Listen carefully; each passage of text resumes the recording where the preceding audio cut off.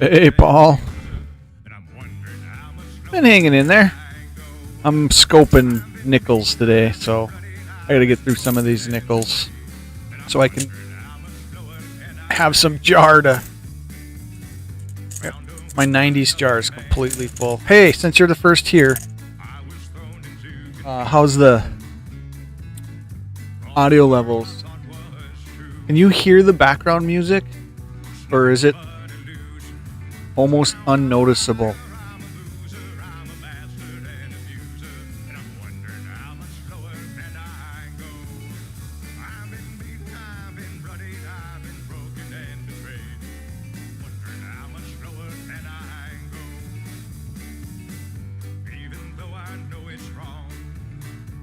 Probably going to spend a couple hours hanging out and just getting through some of these nickels. I got 2 absolutely full jars.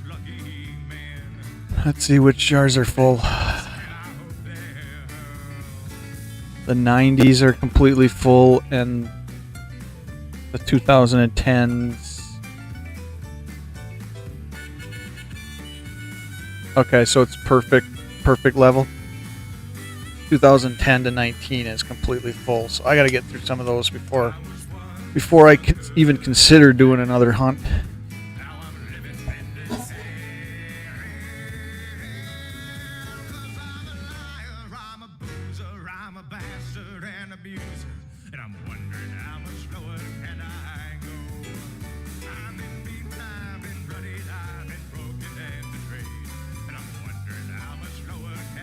Perfect. Okay. I did a stream last week, and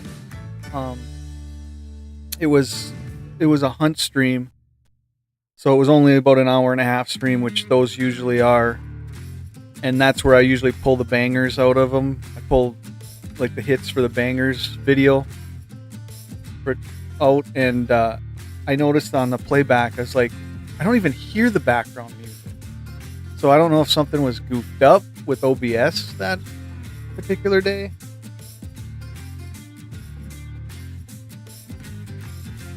Because usually you can still hear it a little bit. Yeah, this one's not even worth looking at.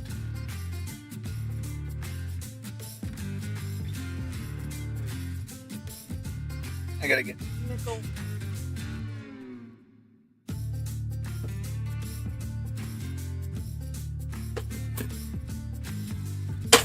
Bucket going.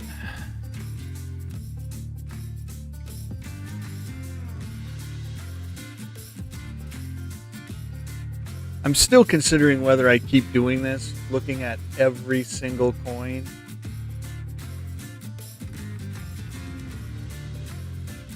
Just because it is time consuming, but I do find a couple cool things occasionally.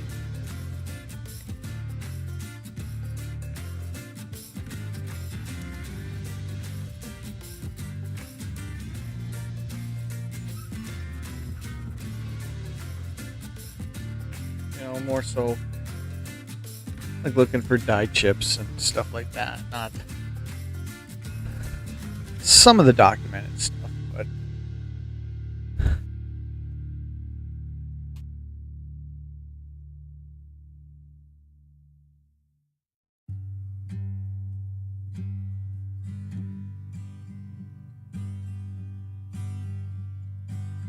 waiting for a spot on an angled line. Drive to the outside, waste my time. Took my place high on a rise. Look at them ants push away their prize. But I'd be free as a bird in a Walmart park lot. I'm proud to be just who I am. usually I just try to give them a quick look and not spend too much time on each one.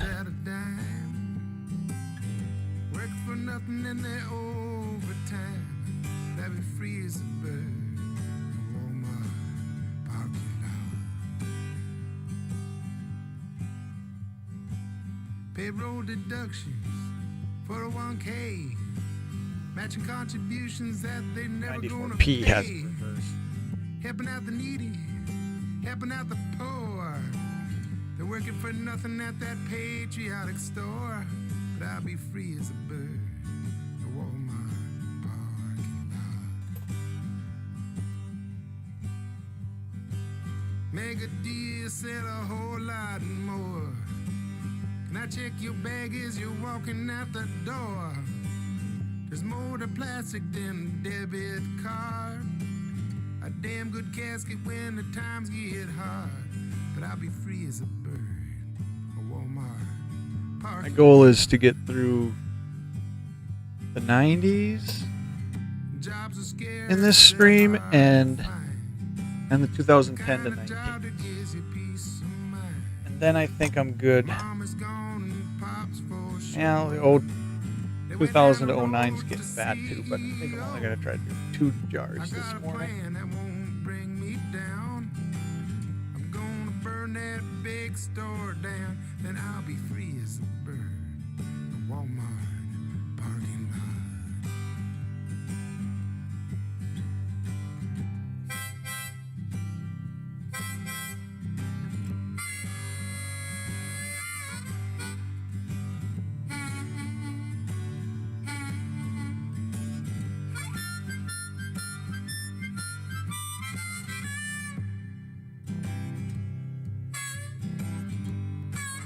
I know you said you're working, Paul, but thanks for swinging in. Stopping in. Them jobs are scarce, they're hard to find. I'm talking about a job that gives you peace of mind. I got a plan that won't bring me down. I'm gonna burn that big store down, then I'll be free as a bird. The Walmart parking lot. Ooh, I'll be pretty free good as a steps bird. for The Walmart nice parking reverse. lot. What was it? I'll be free as a bird. No Walmart parking lot. In God, we ain't good enough to keep.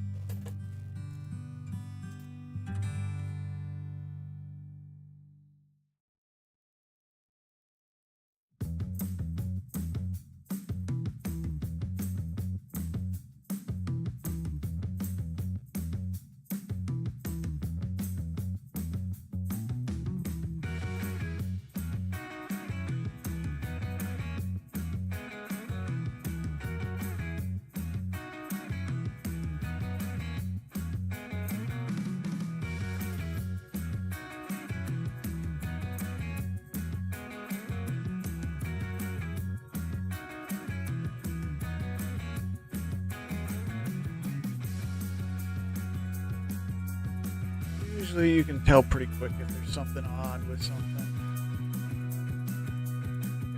And just move on.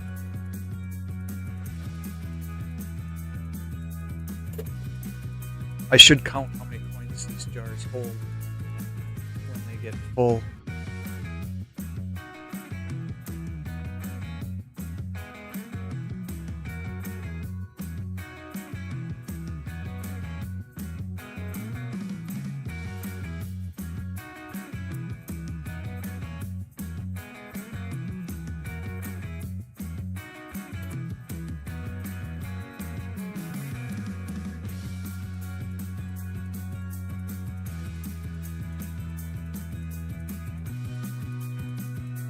Really not looking at the reverse of that, or the reverse.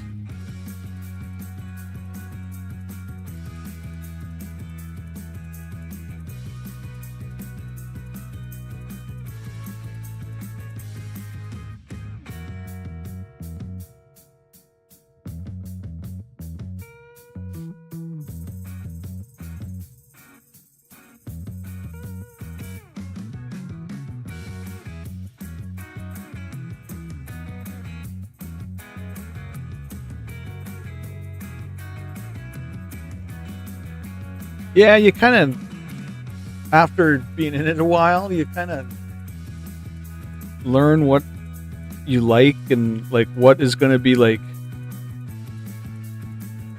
effectively efficient.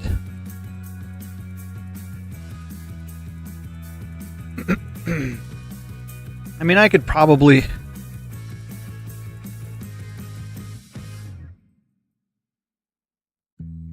And actually, I have not desk clamped down, but it is a ring light with a magnifying glass inside it over there for when I'm kind of categorizing what I'm keeping. I'm able to look at it. I could probably use this just from a quick standpoint, but sometimes my eyes ain't good enough to pick out a good die chip in some of the smaller lettering or something. So I still just throw it under the scope quick, give it a spin through the lettering and whatever the face detail is for nickels anyways, and then just spin all the lettering, shoot by all the lettering in the reverse and sides of the building and stuff.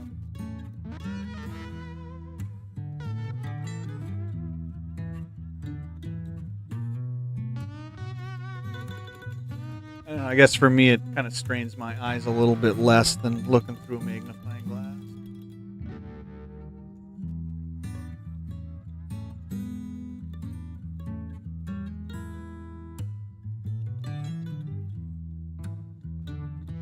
See, like, there could be a big die chip in that O or something. And even using my little handheld, I wouldn't pick it up. Probably blow right past that.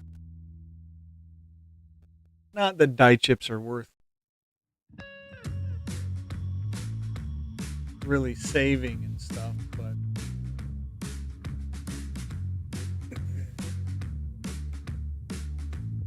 I kind of like the search more than anything, you know. I guess like in real hunting, you know, it's really the hunt. It's not the fact that you got something. Also, hey. Feels like I'm losing my voice this morning.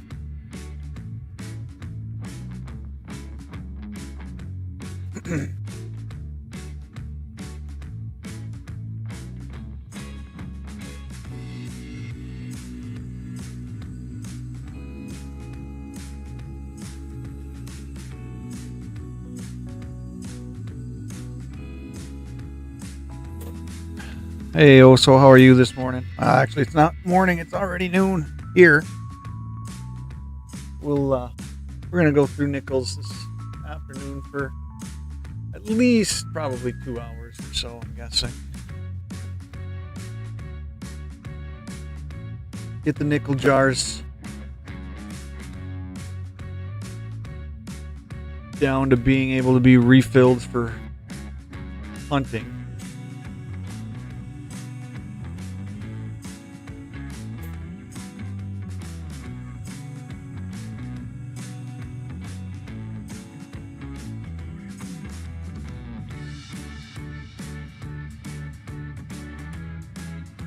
Thanks for swinging in, Oso.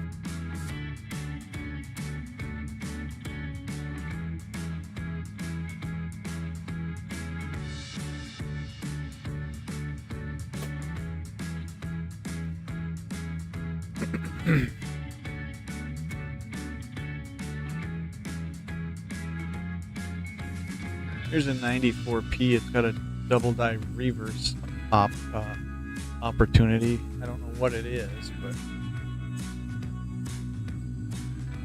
probably too warm to get it.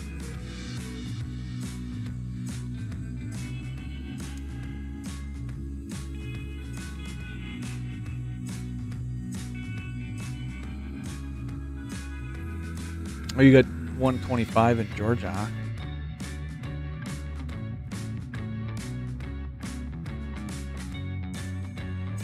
Yeah, you're right, Paul. I mean, there's just certain things that you're going to miss if you ain't got some way to magnify something.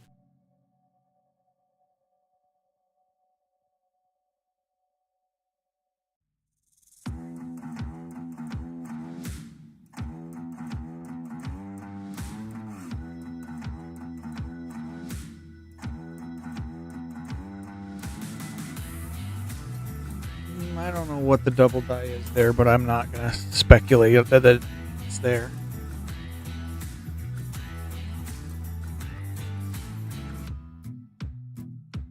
Yeah, I kind of saw the essence sense a little bit, but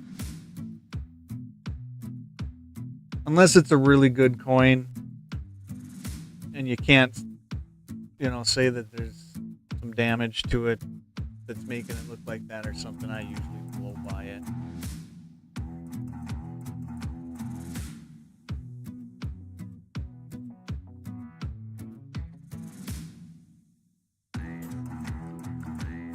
Like I said, I am very much not a speculative error hunter.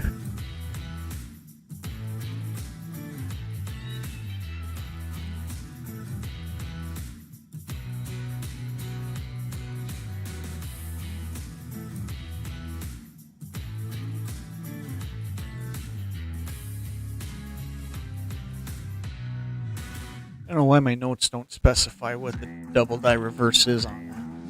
I should fix that, I guess, at some point.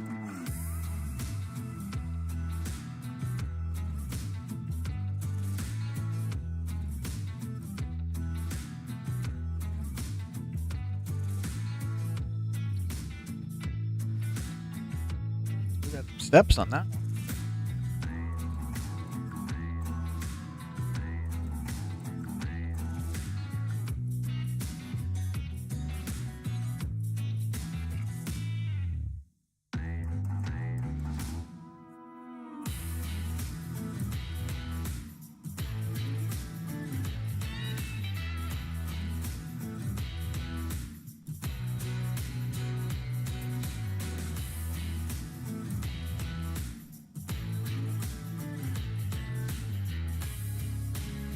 I don't really have a lot in the 1990s in my notes for nickels.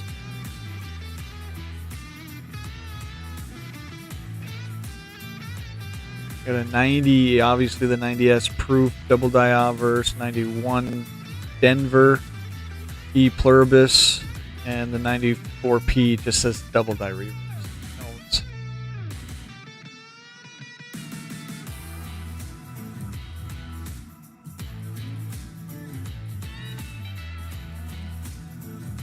And most of my notes are pulled out of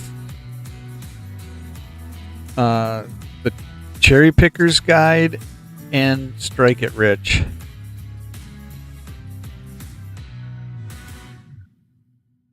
There just must not be a whole lot in the 90s to really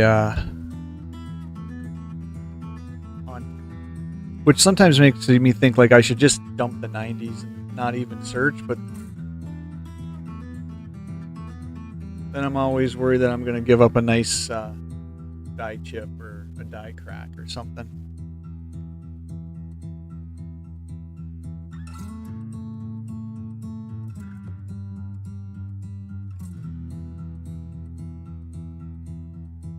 Yeah, I know, I saw that video too, and he's absolutely right,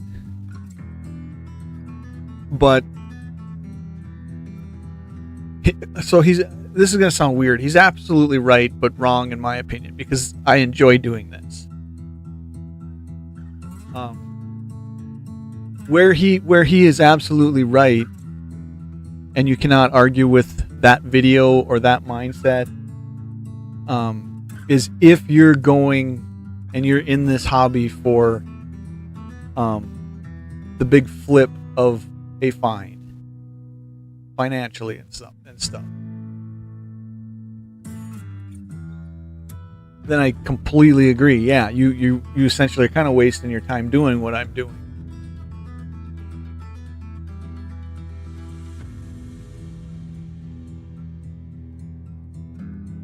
But the only part I don't agree with the video on is it's telling people how to interact with the hobby.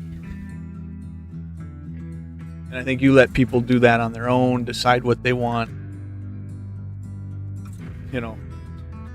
what they like to collect.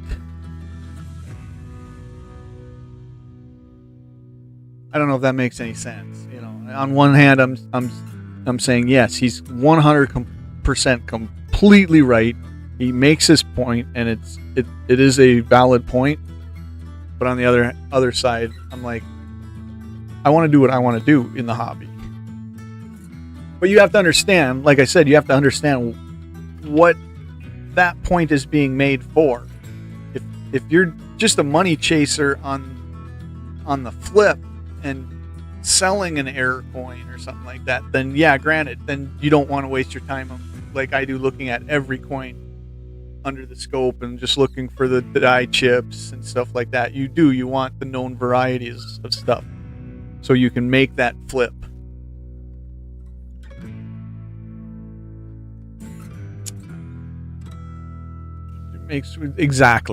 Do what makes you happy, you know. So it was weird as I watched that video, because I was really like, yeah, he's completely right. But then I, on the other hand, was like, it wasn't so much gatekeeping in the hobby. I won't go to that extent.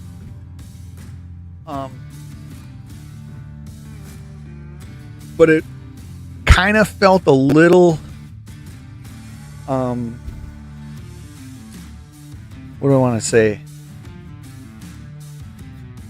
Not putting guys like me down or anything like that. It just, you know, it basically was saying guys like me, we're wasting our time. But the other thing is like, I'm going to tell you I'm probably wasting my time. I know I am. But it's a small part of the hobby that I also like to go after, is, you know, looking at finding that stuff that's not the known varieties. And like I said, a cool die chip or something like that, just to put in the collection.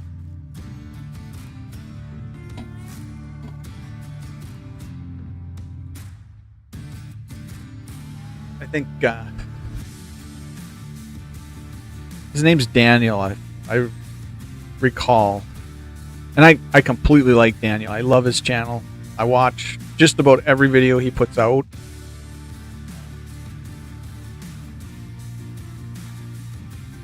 It's just that one hit a little different because I'm on both sides of it.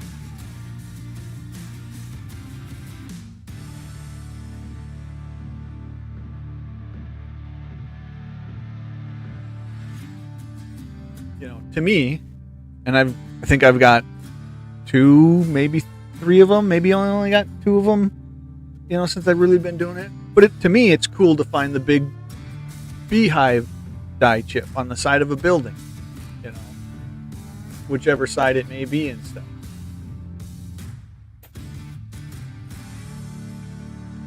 Where on the money side of things, is it really a sellable coin on eBay or something? No, you're not really going to make that much money on it if you were to, you know. Right now, I have no coins on eBay. I've got an account,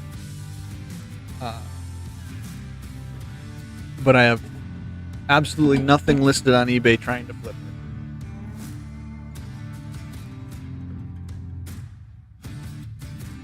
And I've got a whatnot account too, and a seller's account. I'm approved to sell. And right now, I just haven't been going live, you know, because it's just the whole flipping part of the hobby is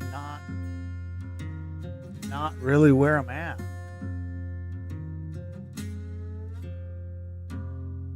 Which just goes back to, you know, me saying a lot of times, that's why I named my channel what I did, my YouTube channel what I did. I probably am truly a collector in the full sense of the word, in the definition of the word, because I don't get rid of probably a lot of what I should be getting rid of.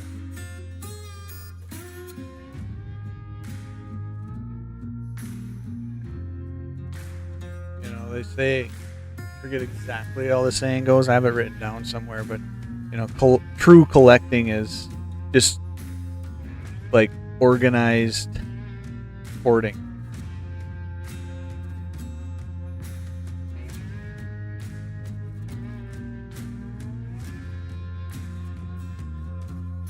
And when I saw that quote, I was like, that quote's 100% on point. True collecting is just, I don't know if they use the word organized. I'll have to look it up at some point. Maybe I'll put it in a video or something. But it was something like organized hoarding.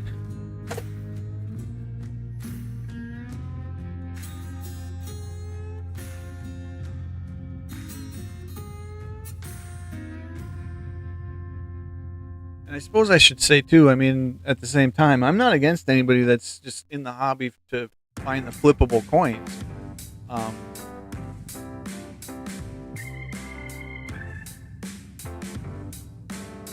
Blue Ridge Silverhound is open to the fact that it's essentially his well-being, to find something on eBay, buy it low, sell it high.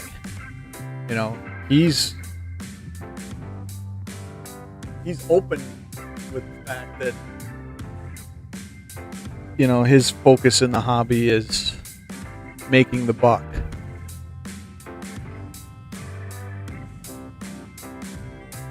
And like I said, there's nothing wrong with that. It's just not where I fall on the spectrum, really. Alright, let's see. Gotta dump a little bit more.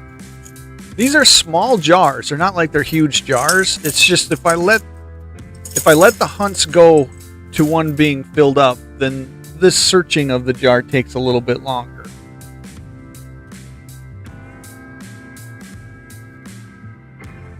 And my plan is to try to get on a schedule where I come home in the evening and go live for like one jar worth or something. Or maybe if all the jars are really low, 3 jars of something. So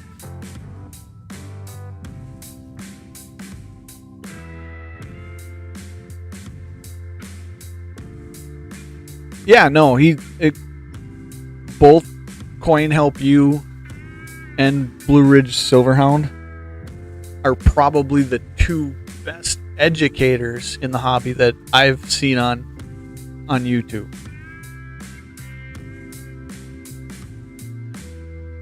Straight up, almost kind of educational type videos. Everybody else is just roll hunters,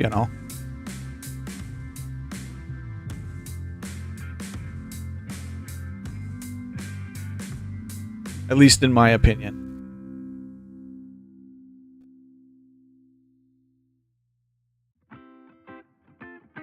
And granted, I gotta say, I don't watch everybody. I mean, there are some bigger coin hobby YouTubers out there that are not on my watch list.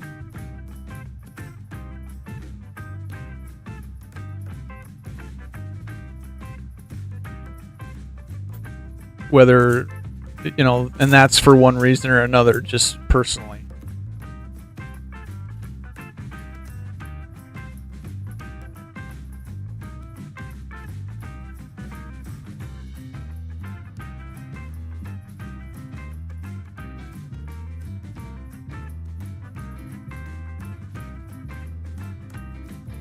But I do agree. You come at it from an educational side. You can't beat Coin Help You and Blue Ridge Silverhound.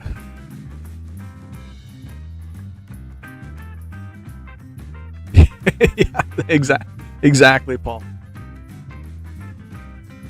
Well, and like I said, that's going to be my whole plan, is try to come home in the evening and go through a jar or two. And you'll always kind of know what I'm going to do. I don't know if you've noticed this or not. You'll always kind of know what I'm going to do by the thumbnail of the video that's on the channel. Because unless I click the wrong one, this afternoon's thumbnail should have nickels on it. Should have a nickel in the scope screen and then a big nickel up in the left-hand corner. So you'll know that it's, for the most part, my plan is that's going to be a nickel stream. And it's a scoping stream. It's no hunting. You know, other than maybe I do one roll or something in a stream just to do it. But you'll know when it's a straight up hour and a half, 2 hour hunting stream where I do, you know, the typical 4, 3, 2, 1 hunt, which is the 4 nickel rolls, 3 pennies, 2 quarters, and $1, because that will actually have a hunting themed thumbnail.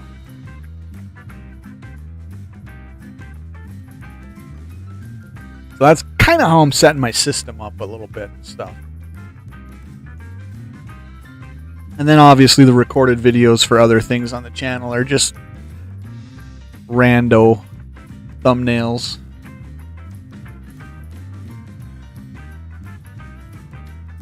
And like I say in a lot of my collecting videos, you know, I've got some what I consider the regulars to the channel that, you know, whether they're a regular stream popping into streams or just a regular for watching some type of video.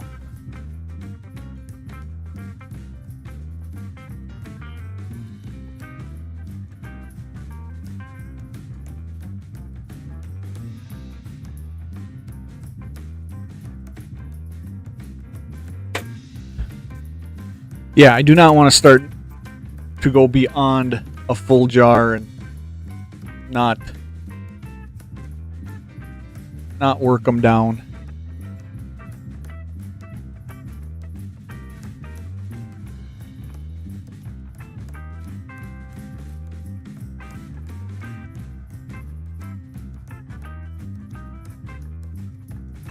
Nothing I do on the channel, though, I can tell you this, and I'll admit it, nothing I do on the channel is a real channel growing endeavor.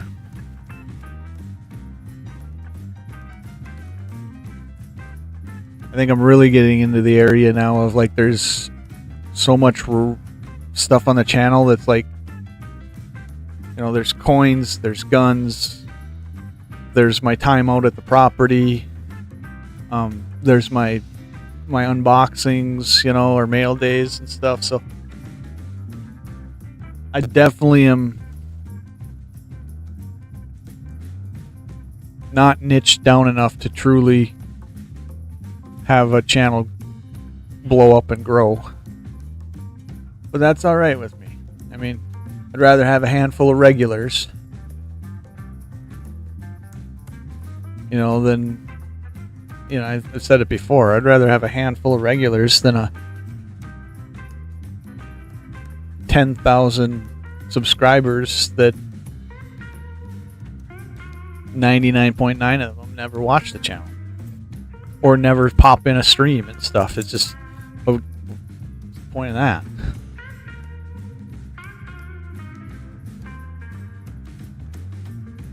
There's another 94p. I'm pretty sure this double die reverse on this 94p came out of Strike It Rich. I should see what they're saying is. Let's see what they're saying is a double die reverse on 94p.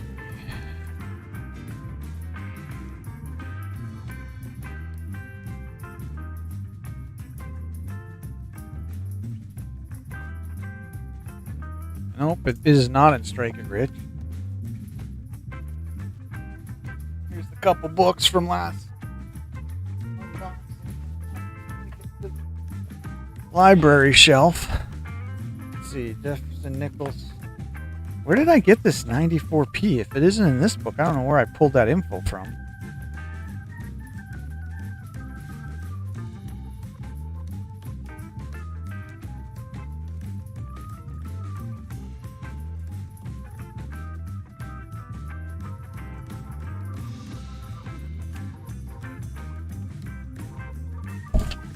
I don't know where I have 94p from, because they don't have the 94 either of these books. It has, I wonder if it was a website or something I saw on a YouTube video that somebody mentioned something.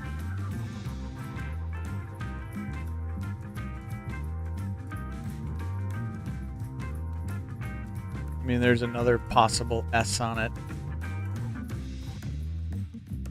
I don't know which S you said earlier, Paul, if you're still here, but there's so much damage on it. I move on from it.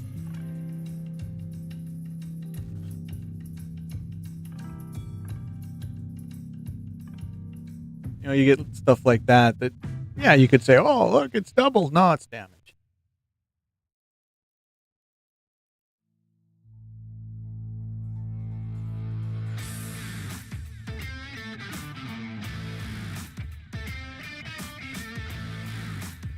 The other thing I feel is cool to find, but that E pluribus looks goofy. I think is fun to find in the more general stuff that's maybe not a known variety or something, is like the real late stage dye deterioration, where the letters have those striations coming off of like both sides and stuff.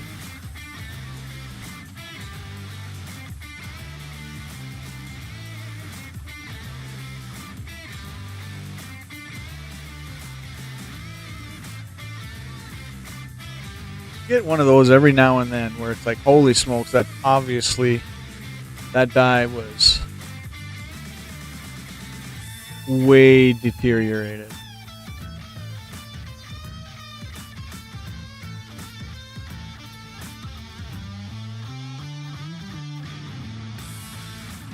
We'll go up to 2010 to 19 because there's where you can get some pretty decent dye chips occasionally. Not always, but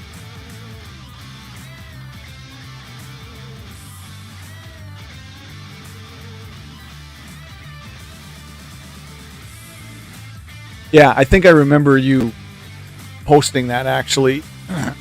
You posted it in Luke's Discord, right? Had those striations coming off of like both sides of the letters. That's kind of what I'm talking about. I think somebody even mentioned on your post, that they thought it was late stage dye deterioration,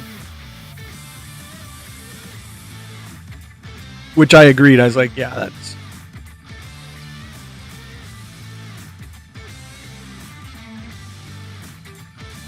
from what I've read and seen on what that particular look is.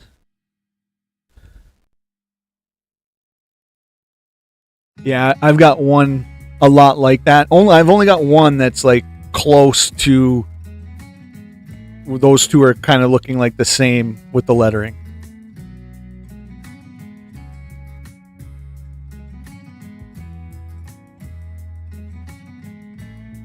Yeah, I kept mine too.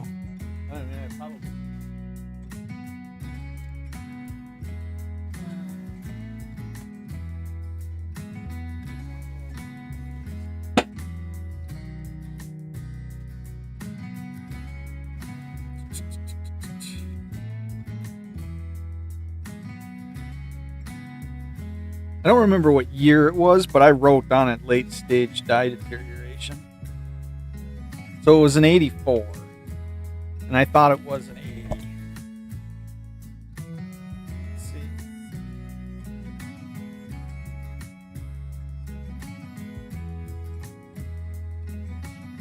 I'm going to be switching these albums anyways, so. And with it being in the flip, it's probably not going to look... Probably not going to show up great. And I don't remember which side it was on. Yeah, see, because the flip is actually making the coin go higher.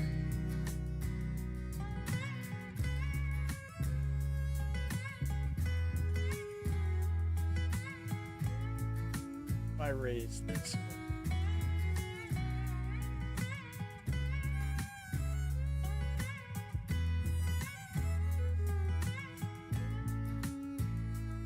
And you can see, like, on the, especially on the two T's, how it's got both sides still.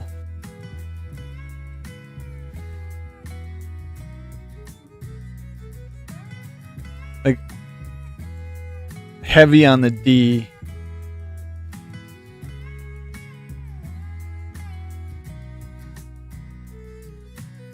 I don't think it was up here in the cents as much, but really down here in the,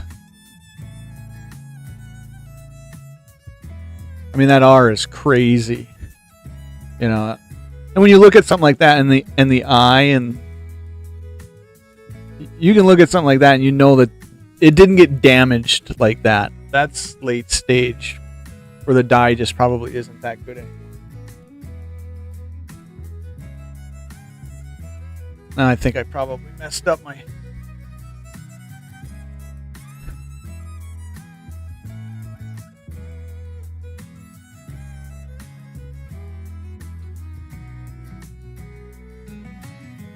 Let's see, let's get you back into a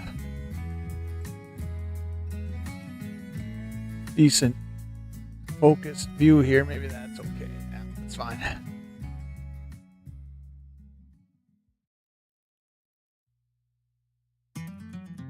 And then the other thing I like to find is, really it's on, it seems like it's the older nickels, but you'll have truly a ledge, a double rim here, and then like if this was the double rimmed side, it would go around to almost coming down to a very, very thin opposite side rim. But like the thick one would actually have like a true ridge that you could tell, you know, wasn't a damaged type of situation happening.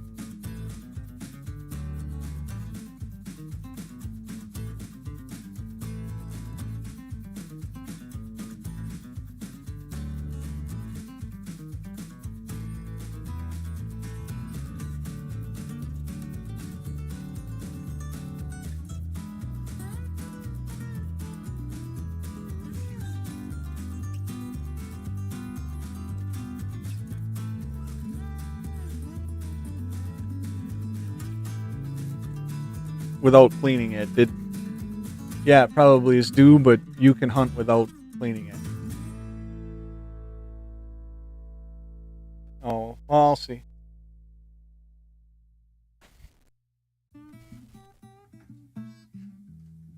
Strike It Rich is just one book. I don't think they've had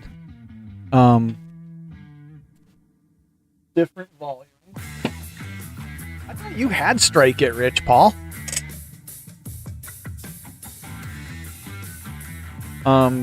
Depending on your Barnes and Noble, you should be able to walk in and find it. I've seen it on the shelf in Minneapolis. I don't think I've seen it on their shelf this far north in the smaller town. I wasn't sure if there were editions, but I've got the 5th. I think this is the most recent. And I forget his channel name. He's out of Atlanta, Georgia. Big roll hunter channel. He promotes this pretty heavy. And once I got it, I was like, oh yeah, I see why. It is one of the have to have books.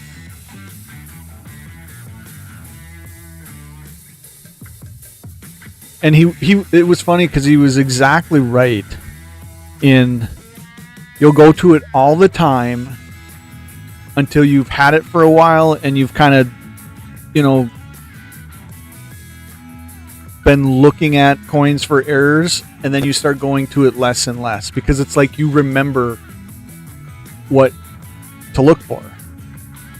I've noticed that a lot, that I go to my books less and less now because I'm like, I've gone to them so many times that you just start to know that what you look for starts to stick in your head. But yeah, if you ain't got the Strike It Rich, Paul, put that on an Amazon Prime order today. You will love that book. I thought you had that. I thought you had that and the Cherry Pickers just like I did.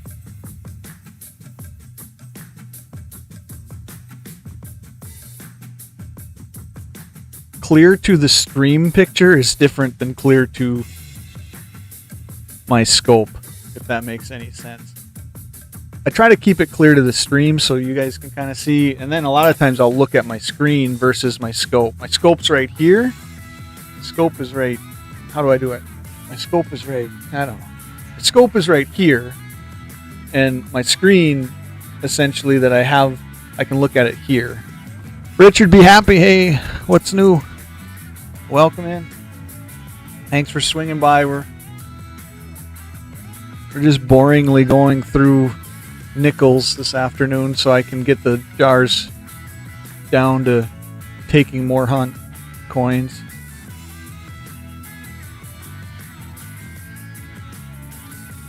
Nothing found as of this.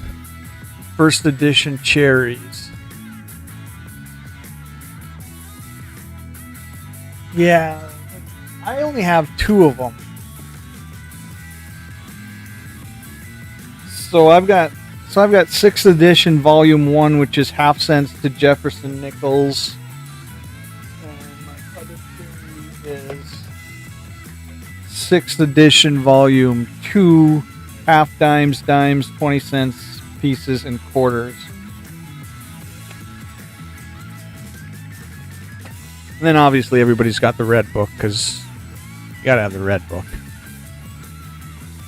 Actually, I got the red book, and you see it in my unboxing videos where I'm more in my chair than here at the desk. But on the shelf behind me, I've got the Mega Red too. It's more expensive. I think it might be $40-50 for the Mega Red. I don't know what the back of it says. I can look. But I'm glad I bought it because the Mega Red, what it does is the small red book gives you all the mintages, and it has little info for the coins and stuff. Paul, you know what I'm talking about, but the Mega Red actually has in-depth paragraphs. It still has the mintage tables and stuff, but it has really a lot more paragraph written information than what they could fit in the actual red book. So if you're good with the Mega Red price tag,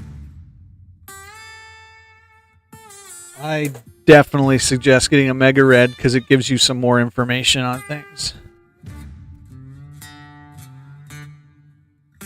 I use the Mega Red a lot when I'm trying to figure out like a weight difference between like a circulation strike and maybe a satin finish on some coins or something. Sometimes the Mega Red will give you like what the difference in those weights should be in that coin, where the regular red book sometimes doesn't have that info.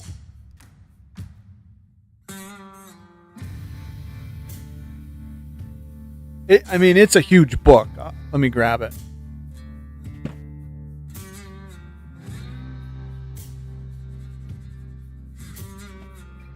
And I'm guessing this is the latest edition. So I got the 9th. And you can see how big it is.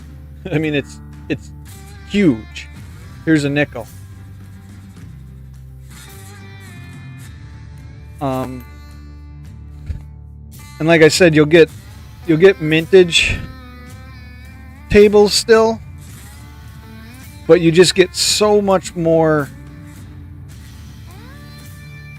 You get like commentary and stuff. And they actually go a little bit deeper into like grade levels and stuff like that. I'm just wondering if there's page numbers. So let's just call it 1,500 pages. What's the back say? Yeah, so $80 in Canada, $60 here. So, like I said, it's a little bit more of an expense, but in my opinion, it was worth it.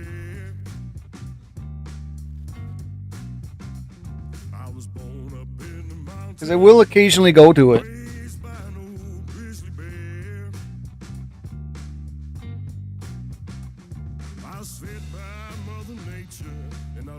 Kind of sits right next to my 2025 standard firearms catalog.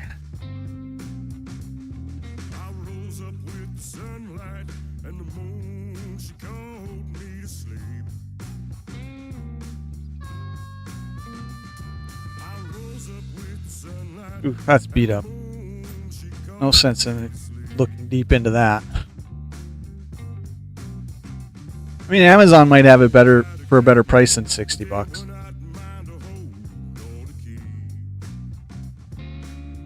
Probably find it for $45, $50 some places, maybe, depending on their markup.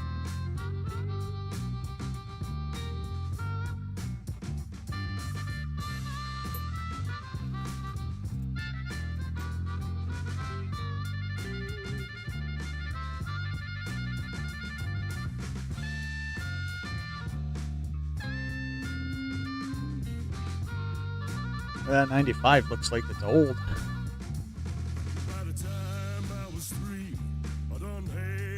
That looks like a 40s nickel.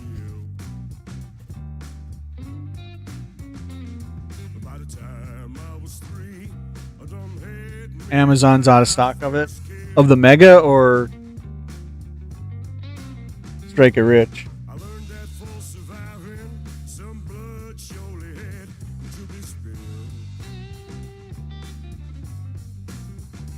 I think the Mega Red I have seen in both Minneapolis, Barnes & Noble, Mall of America, and I've seen it up here locally. So that one you might be able to walk into your, if you've got a local Barnes & Noble.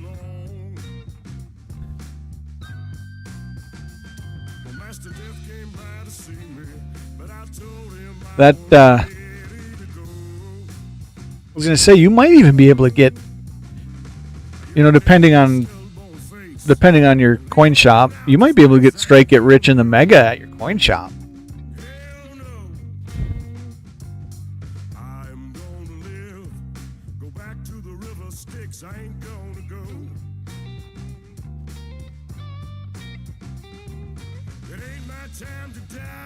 That almost looks like it wanted to be a die chip of some sort, but I think it's damaged. So we move on.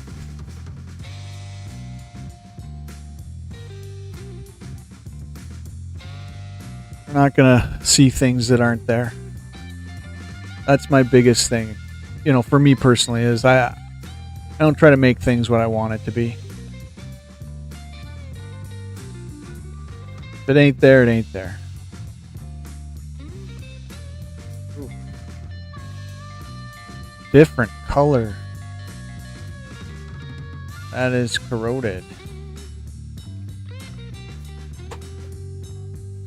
Missed the bucket on that one.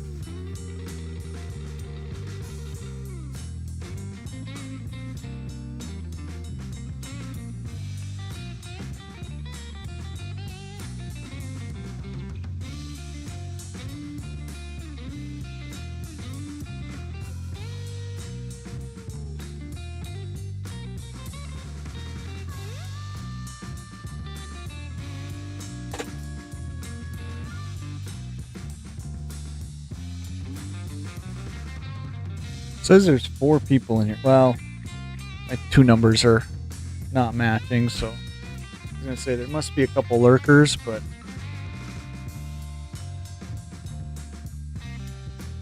that number is so off now.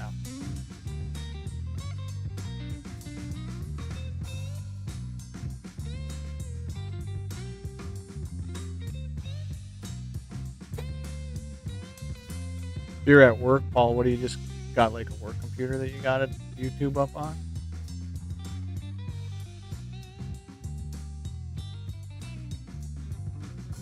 I do the same thing though at work.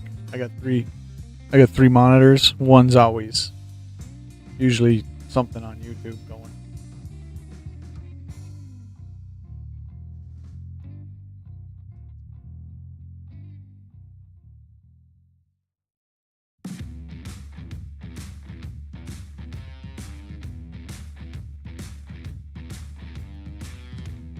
Probably I'm gonna have to do a coffee run here in I don't know, maybe an hour.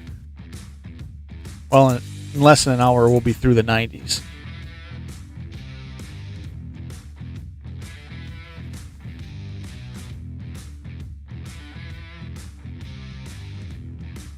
I think I'm going to try to catch the Chiefs and Chargers tonight over in the other den here in the basement.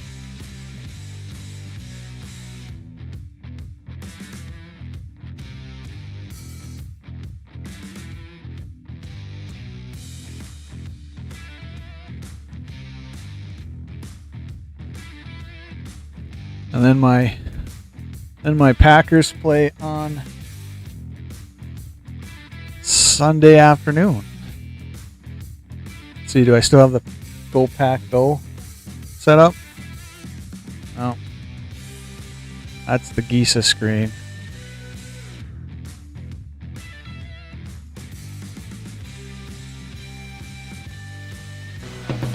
Yeah, they're still there.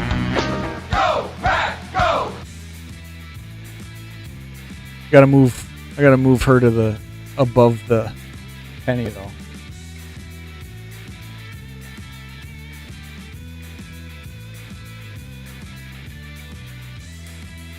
That's for when I open football cards and get a Packer card.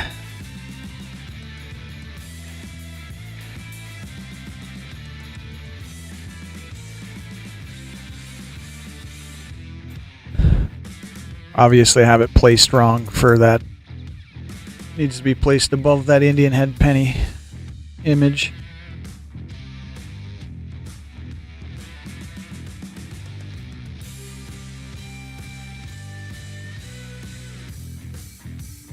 As Paul, you're the only one that kind of been talking a little bit. Is the stream buffered at all? Have you lost like connection to me at all?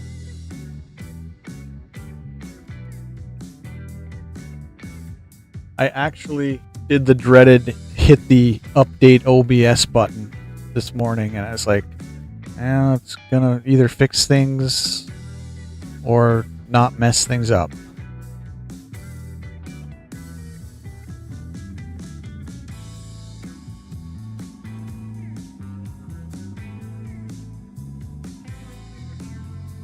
It was last week for at least 2 streams. I had OBS like losing connection or something. So I'm like, well, I'm gonna have to update it, I guess.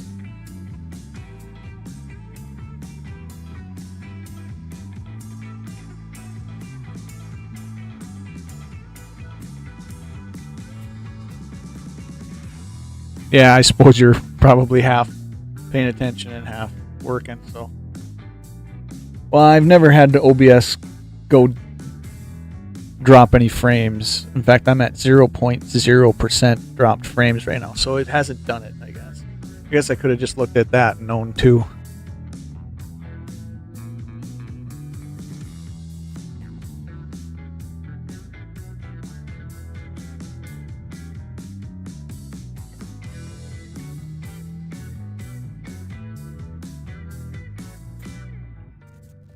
Probably 30 coins from being done in the 90s. And we're going to do at least one more jar this afternoon. And then I'll see what I do tonight. Stream wise or video wise after the football game.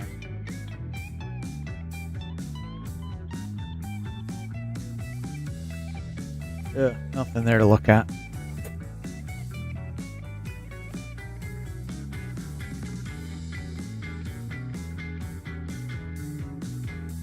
There's gonna be nothing here.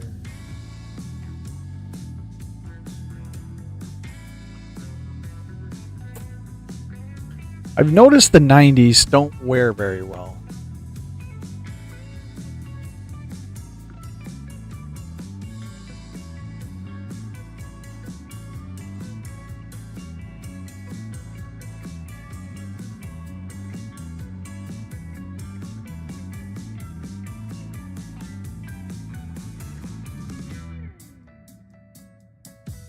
I'm a little surprised I haven't found a dye chip somewhere, but 90s aren't real prevalent for it either.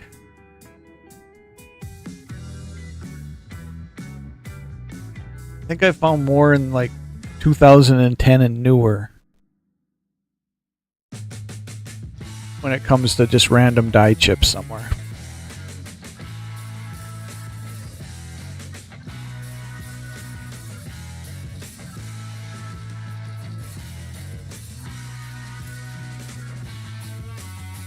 Or at least decent ones.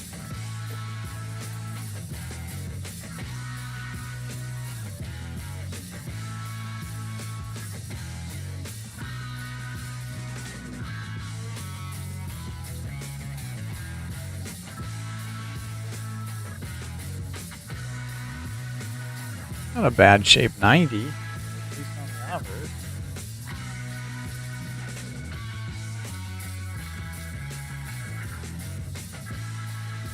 Steps are for the most part.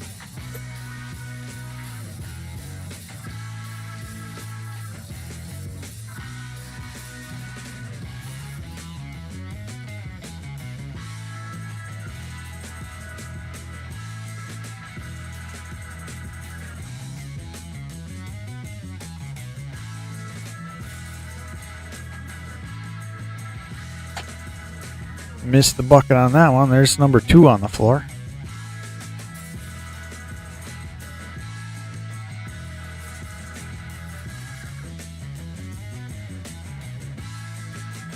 A bad looking 94.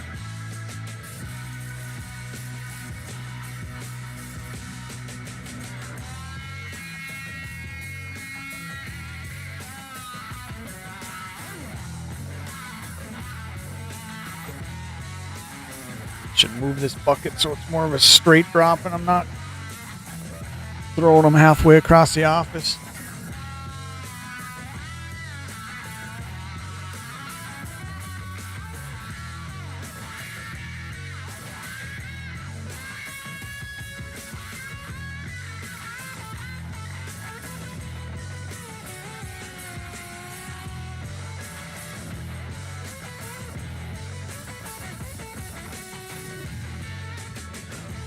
Well, if I didn't say it, I do appreciate you hanging out, Paul.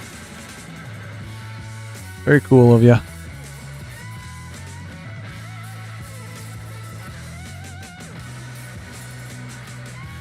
Especially for like boring scope streams.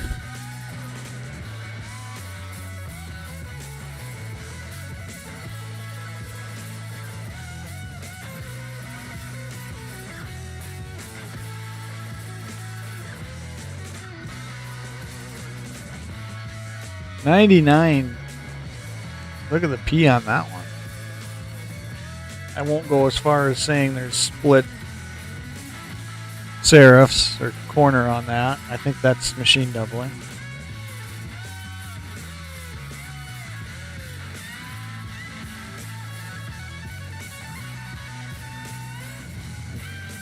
Decent thought screen. Decent, probably machine doubling or double striking on the S. Not going to be an example we keep. Ooh, that G looks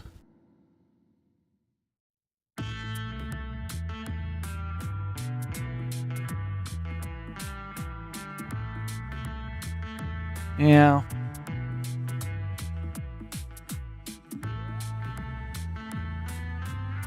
Actually got both sides of the O kind of.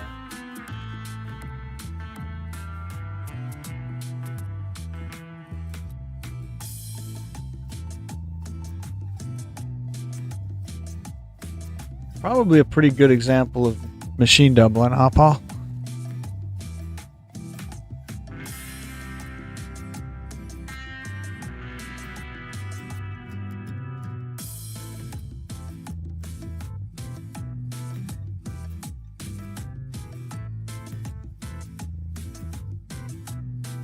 Oh, splitting dies.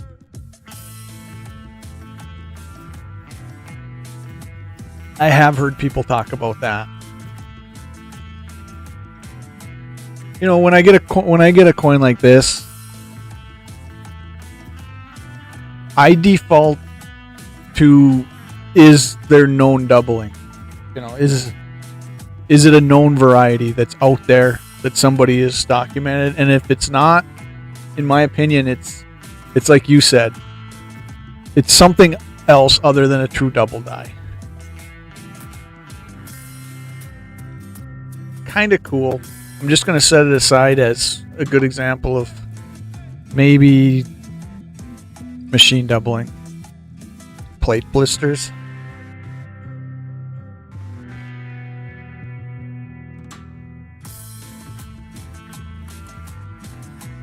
Yeah, I agree, Richard. I think it's just a good example of it. When I get really, really cool machine doubling, I'll keep them.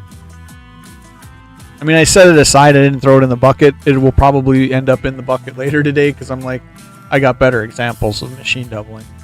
Or I got cooler machine doubling coins.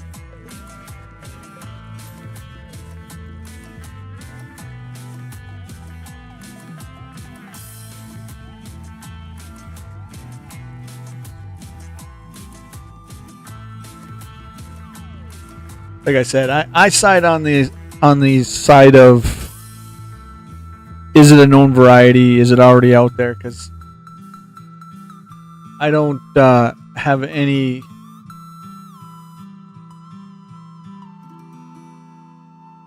false ideas that I'm ever going to be one that finds something that ain't already known.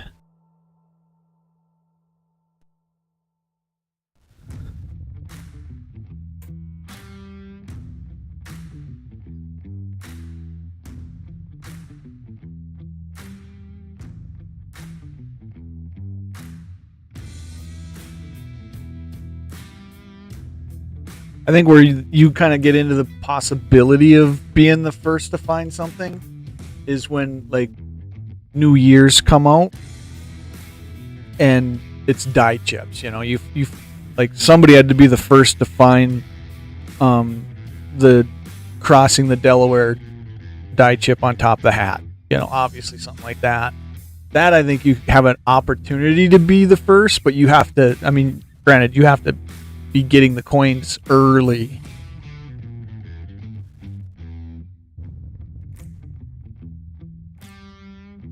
And that just goes to prove the eBay prices of when things first start hitting the market, you know. Those things I guess were expensive. I don't think I was really in the hobby when that was. I wouldn't have been in 21.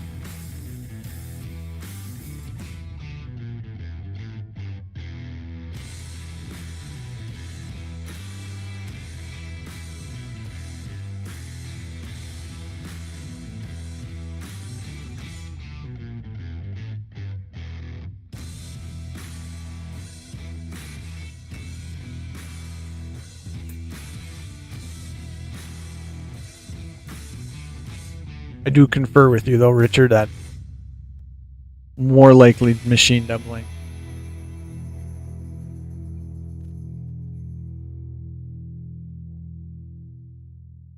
Beyond more likely, 99.9%.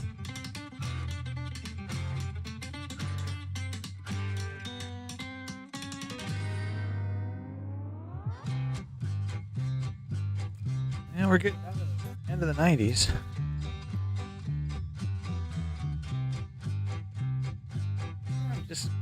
just over an hour and 15 minutes. So probably go through the other full one here, and that'll probably put me close to a 2-hour stream or so.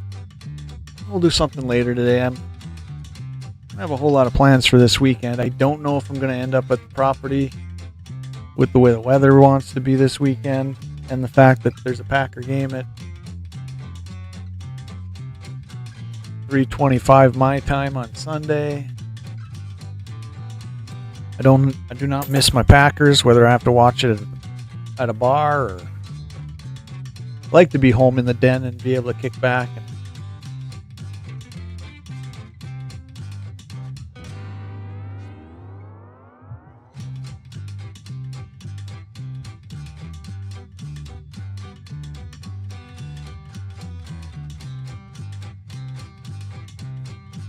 I do have a couple coin mail day unboxings to do. I'll do those as standalone videos, maybe this evening or something. Got a couple whatnot buys. I've been saying that for 2 weeks, and they're still sitting behind me here.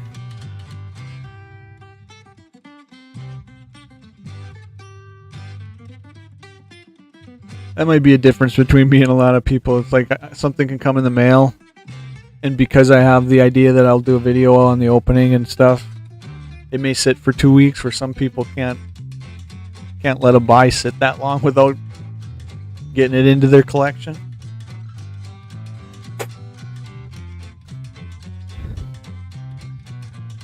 But I got so much going on that half the time it's hard to find everything I want to do, find time for everything I want to do.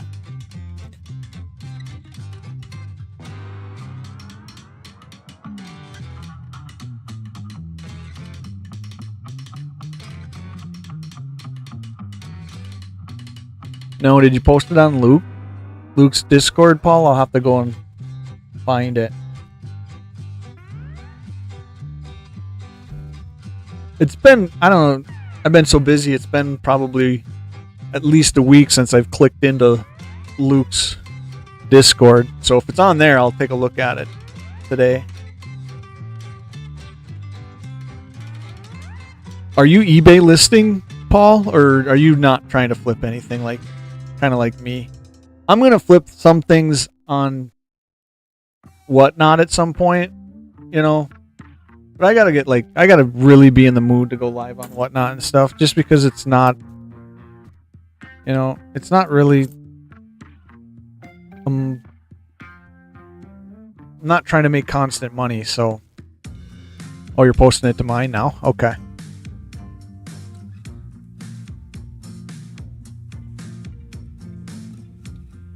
That's why I am nowhere near a consistent Whatnot seller. Actually, I used to have a lot of cards on Whatnot, and I would very rarely go live. I just have them like posted in the marketplace, and I'd sell cards a couple times a week just by people buying them off the marketplace. So I might do that with some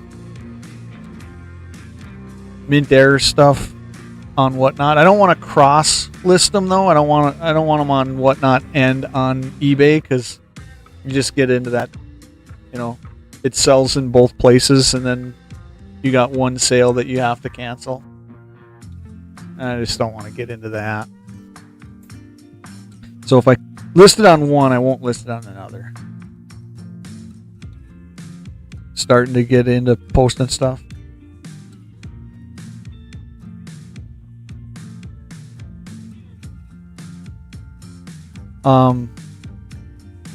In Discord, Paul, message me. I mean, it's up to you if you want to straight up post it, but if you don't want to post it, just Discord message me your eBay store account or whatever they call it. I don't know. So I'll watch your listings. You occasionally might have something I just want in the collection, you know. I'm a bigger buyer than I am a seller, but I was saying that at the beginning of the stream, you know.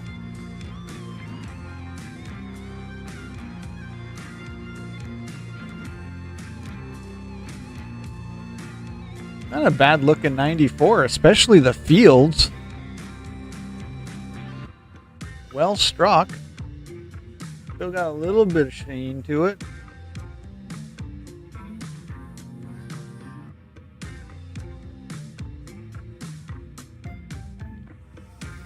I think it falls short of full steps.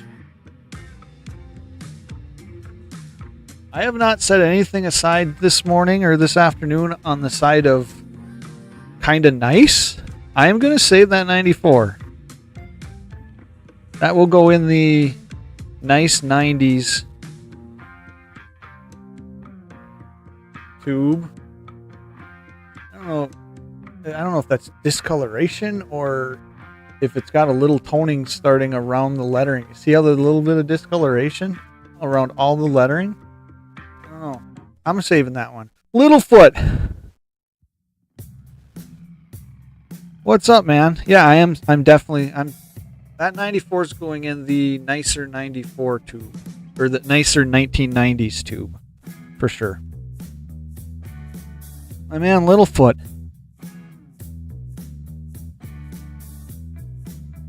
Mr. Stacker.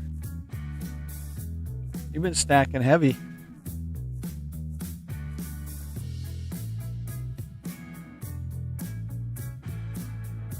Sounds good, Paul.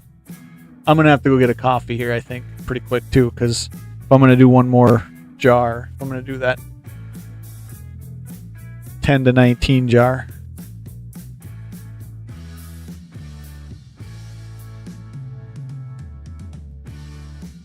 What's new, Littlefoot?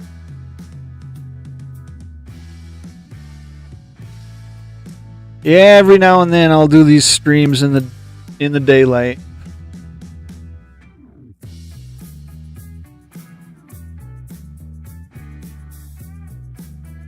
Usually the straight up hunting stream is always usually somewhere during the day, morning on the weekend, but I do have to get through some of these scope streams just to make space in the jars.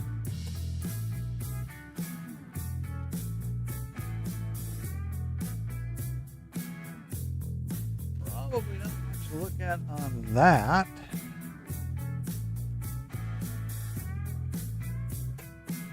It was good. I actually got the right size for once. You know how often I buy hats that need like a little adjusting or something? Or a lot of times what you got to do is you have to end up putting I would prefer to buy a hat too big and then have to what I call band it on the inside, where you end up putting just another small thickness of a band, and then it ends up fitting a little bit better. You always want to buy too big than too little, that's for sure. But I think I bought it right on the nose, that Stetson. And it's probably going to start being an everyday hat pretty darn quick. I got another one kind of like this that's on standby to end up being an everyday hat too. So, and I still haven't decided if I want to have the ends steamed down or not. My son says keep it steamed up or keep it the way it is, so I'm guessing I will probably leave the upturn on it for the most part.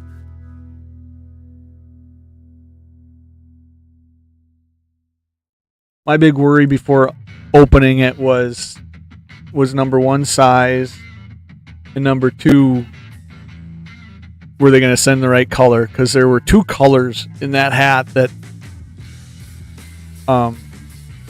I wanted what was called the stone color, which was a little more grayish. But then they had like something that leaned a little more brown.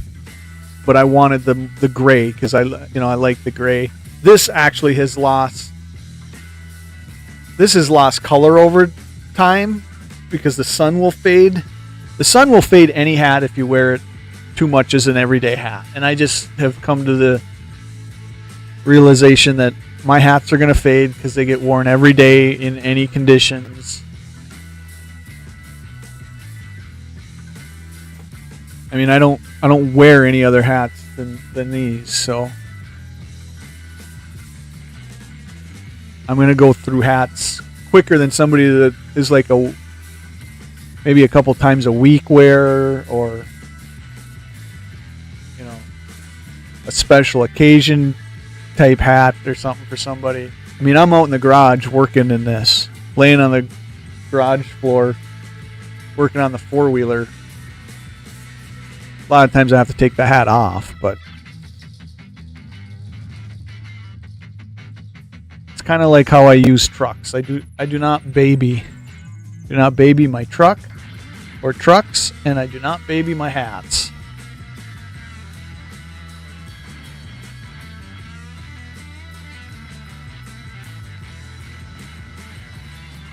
Picked up a little gold.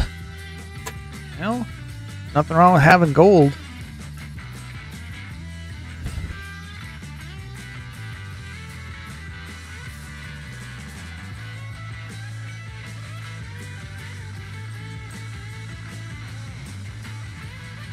I'd like to get a steamer sometime, but like I said, we got a local boot barn that you can bring your hats in and they'll steam it and form it for you if you want it changed at all. Your black Stetson, you need to adjust it like to be smaller because you hopefully have it a little big?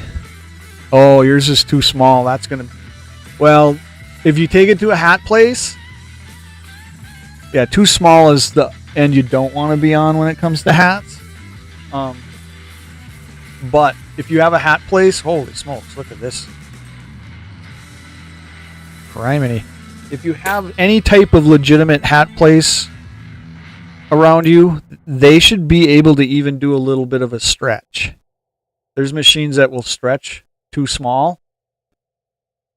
It's just like I was saying, I mean, if it's too small, you can only stretch so much. If it's too big, you can actually do as much as you need to get it to fit. Much easier to fix too big.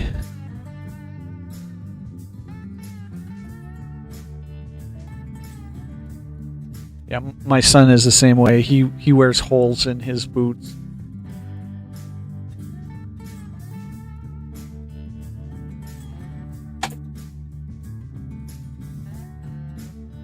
But he's like me with my hats. Is he wears his boots constantly.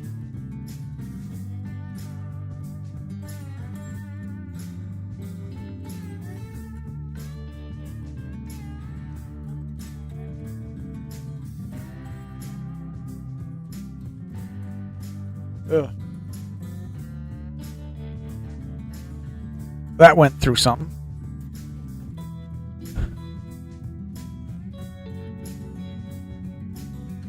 Ooh, shiny 96, but I think it's got quite a bit of contact damage. And it was an ender at some point.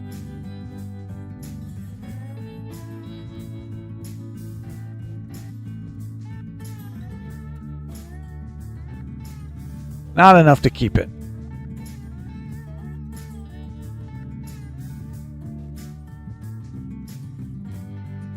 Alright, what do I got? 6 more nickels, and then I'm going to make a coffee run upstairs, but I'll put the be right back thing on the screen. Bowlers. I never really got into bowlers that much. They're cool. I'm not saying they're not cool, but you know how you find that? You know how you find kind of like that type of hat that just, it's you. It kind of, and it's the style you like.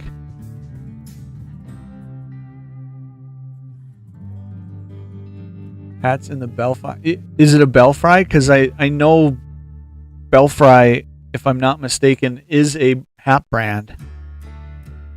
I could be wrong. But I think I heard that they are like one of the higher end bowler brands.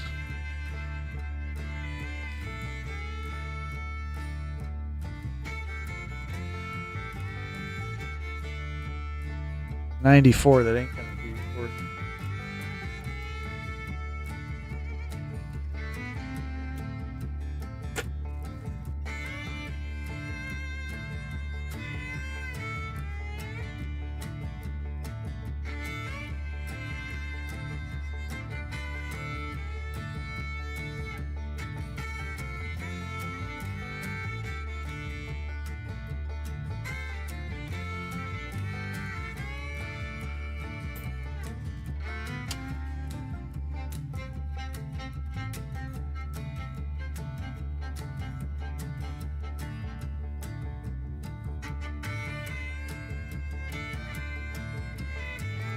is wool. I'm not sure if it's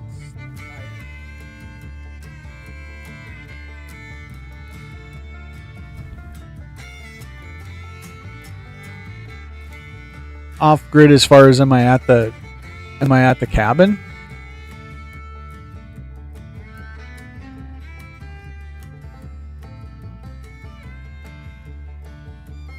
If that's what you're asking, no, I'm at home. I'm at the home base. I could never pull this off at the cabin. I mean, if I wanted to run the generator enough to bring all this stuff out, but the only typical videos you'll see is out at the cabin and the property is the property projects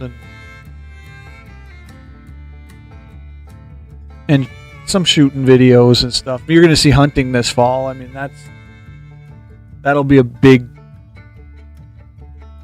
handful of videos through fall and winter is grouse hunting and deer hunting at some point.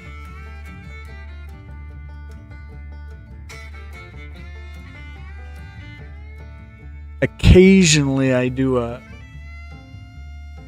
roll hunt from the cabin and property, but I could never do like a true stream type thing. I don't know. I don't even know. I mean, I have internet out there and stuff, and I have a little bit of signal, but not a ton. That's for sure. I don't know if there'd be enough strength in the signal when I'm out there to pull off a live stream.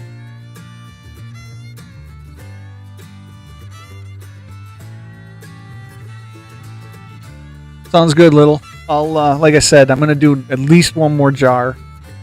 At least a jar, so I'll be here for at least another hour or so probably before I call it for the day, and then maybe do something tonight. Tonight may be me posting a mail day unboxing of some coins, so but I will be here for a bit if you make it back in. Thanks for stopping in. Always cool to see you.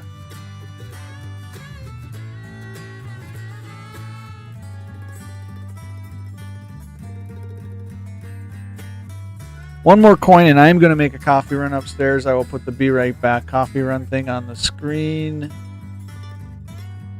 For anybody lurking, I don't know if there's anybody in here now. I know Paul said he was going to do something.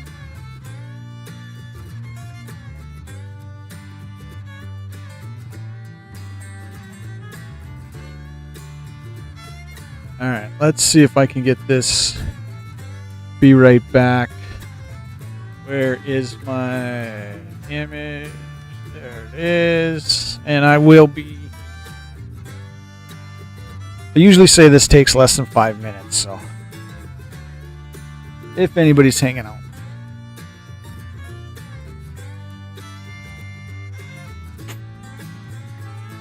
I cannot do another jar without another coffee.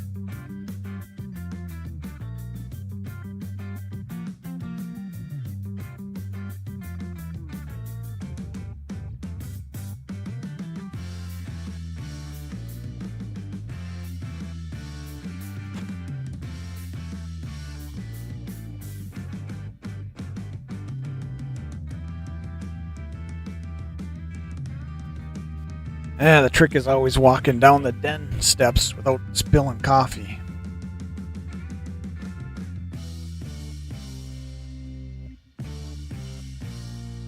Let me take that off. All right.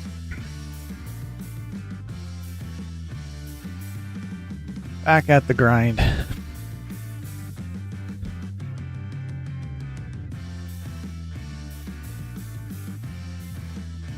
All right.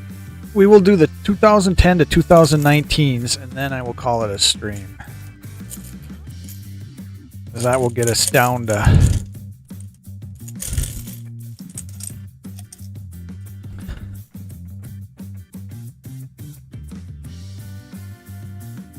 controllable jar levels. I just literally came back myself.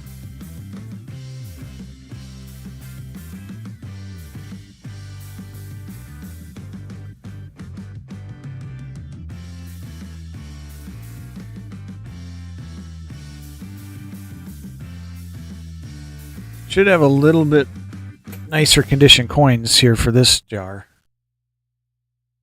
A little bit better chance for some die chips.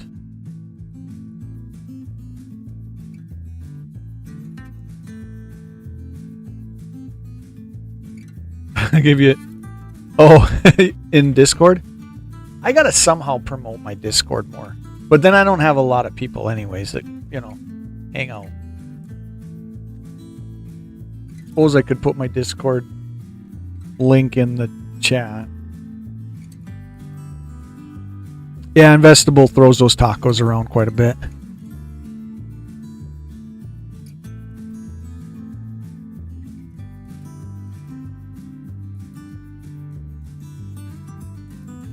It would be the taco man.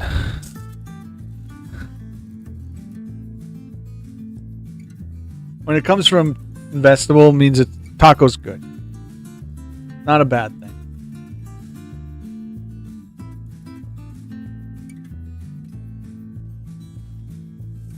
Yeah, remember I was saying about like the beehive die chips too? It seems like they're a little more prevalent in 2010 and older. I've only got a couple of them because I don't think they're like a dime a dozen. I think you still have to probably get a little lucky.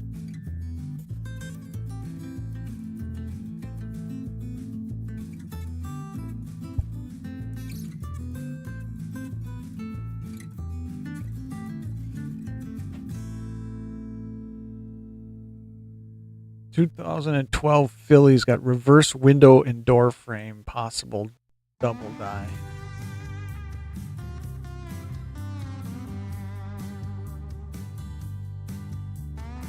I don't see a door frame, and I really don't see a window that looks doubled.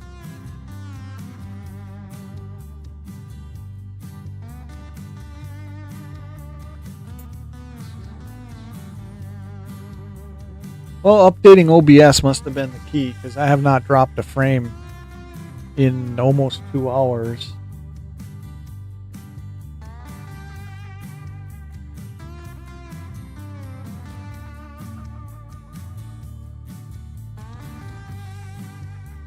And it was getting a little annoying last week.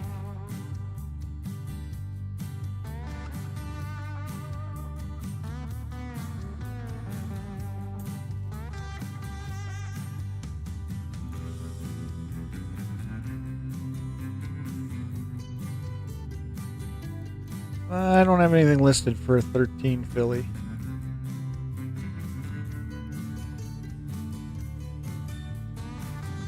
Not a bad condition, 13 though. Yeah, the Monticello's a little nicked up.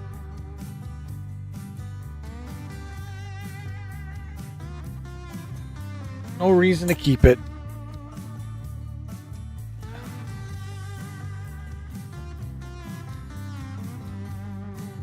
So I've got a note of reverse the Monticello on a 17 Philly. The word Monticello, that's what my note means.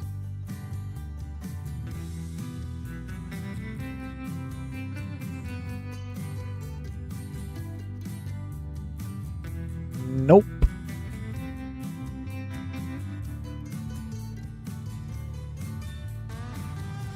Whereas, yeah, well, I'm only about, I'm an hour and 42 minutes in this afternoon. I got about, I'm guessing at least another hour to get through these 2010 to 19s. I wanted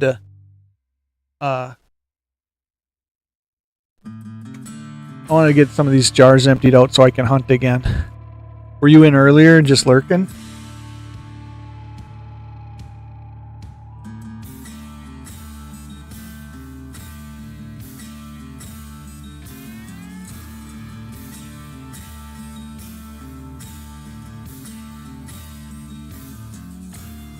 I was thinking the other day they are right when they, when you kind of not only are in the coin collecting hobby, but in the whole mint air type of area, you look at a lot of coins for a little one something.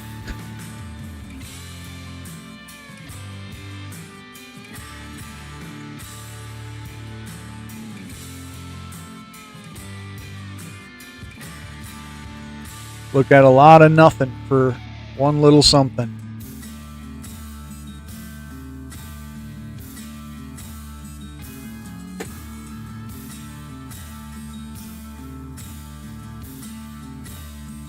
There's some machine doubling.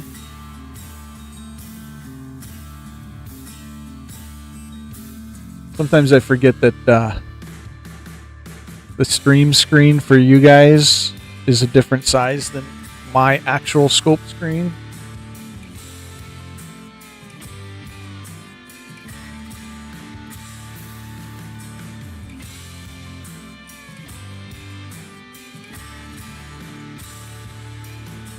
Really just doubled on the date and the Liberty.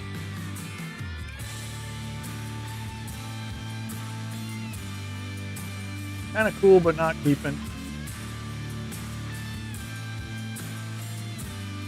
There on cents.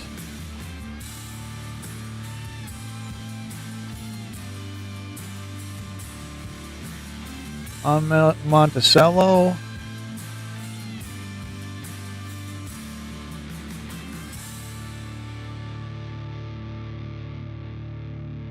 What was this? This is not documented though. 2012 D. I don't have any notes of anything but Phillies, so. Picked up an eagle I was needing. There you go.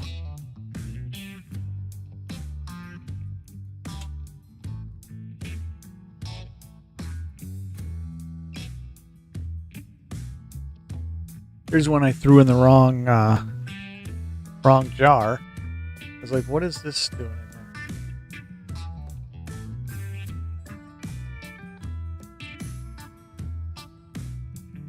It is not the buffalo though, it is the ocean view.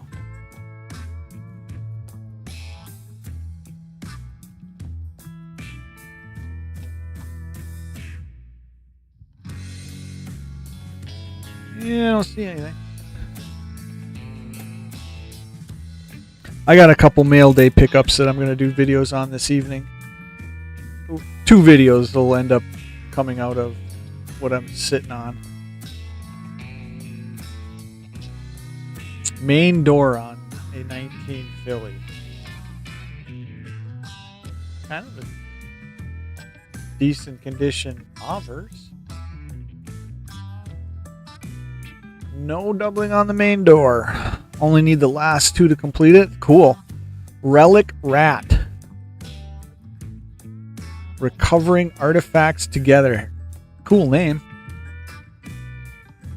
Welcome in. I don't know if you've ever been in before, have you, Relic? Hello, curious. Well, that's an ender. I do a lot of bankroll hunting, and then as I hunt, to kind of give you what I do. As I hunt, I toss them in jars if they're not for some reason pulled out as a certain year or something, and then I go through these jars and put them all under a scope, looking for different types of mint errors, anything that kind of stands out, dyed chips, dyed cracks, or any of the actual documented stuff that is in many of the books for the hobby. Welcome, Relic.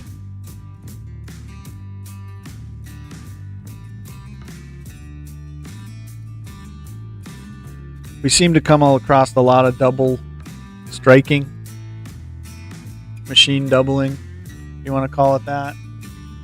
I save the real cool ones that are like really, really prevalent, but they have no value. So other than good examples of double striking.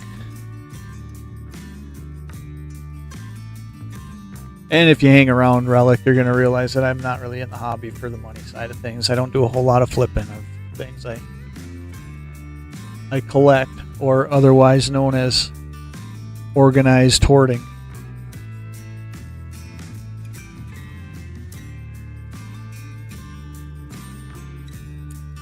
But welcome in.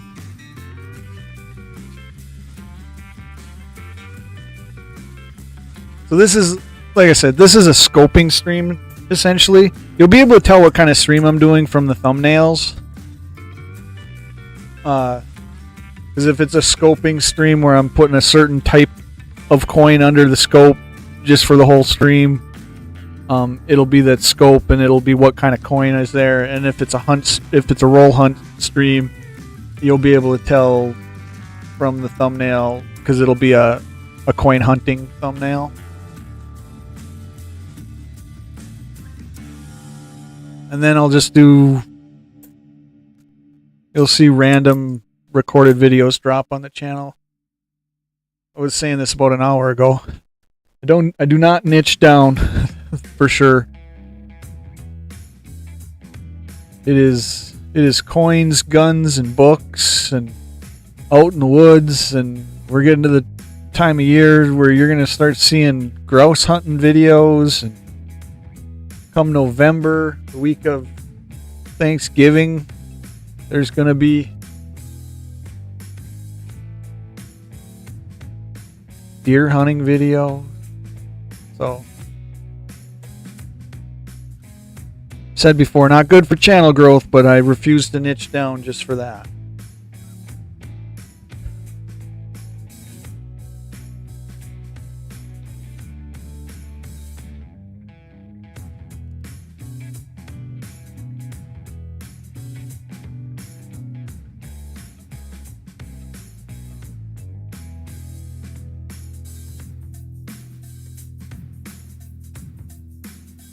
I've said it before, I'd rather have a handful of regulars than 10,000 subscribers.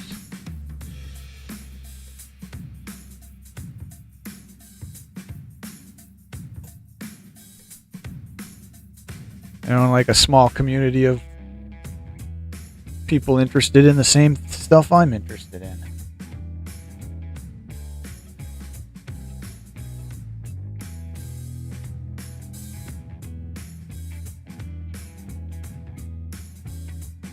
Yeah, Littlefoot was in here for probably 10 minutes, maybe. He said he was going to come back. Whether he gets back in the time of me calling the stream done or not.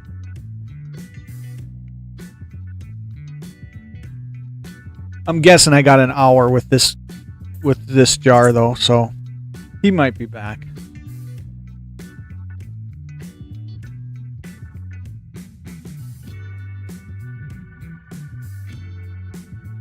I'm not a big fan of this particular obverse design. That's probably because I'm more old school than anything. I like the old quarter design, or the old nickel design.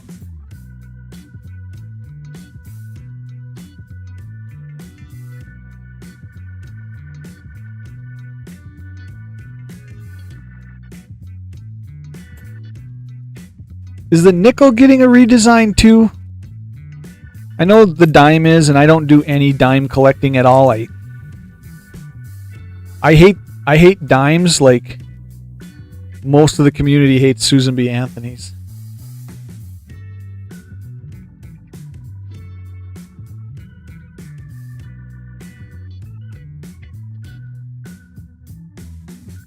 Which just goes to show you how backwards I am, because I love Susan B. Anthony coins. I think they have a classic, I want to say vintage look to them, but they have that old style.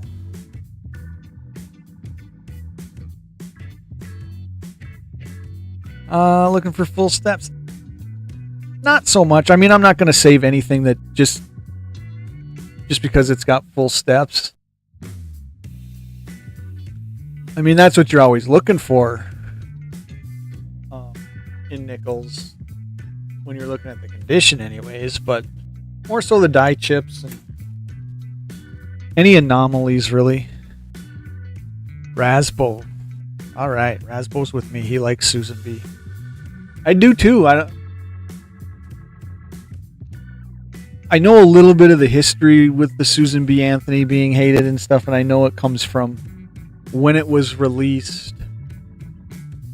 It wasn't liked because it was so close to the quarter size, and it, what I read was that it actually confused people, on just the size and the feel of it in your hand and stuff. So I realize where that comes from, but I think there's a lot of haters on it too from a design standpoint.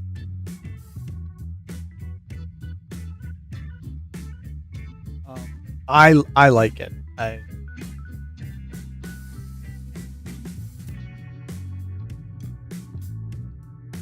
It's cool if you do a little research on it too. That obverse design of Susan B. Anthony, she was supposed to be, at least in the initial design, they had her much younger looking.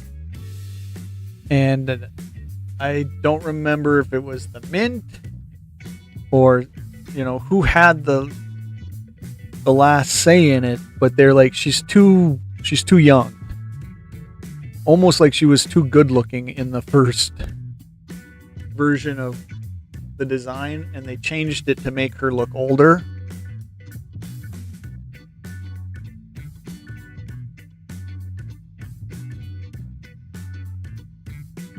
I don't think she looks as old as some people think she does in what they are today.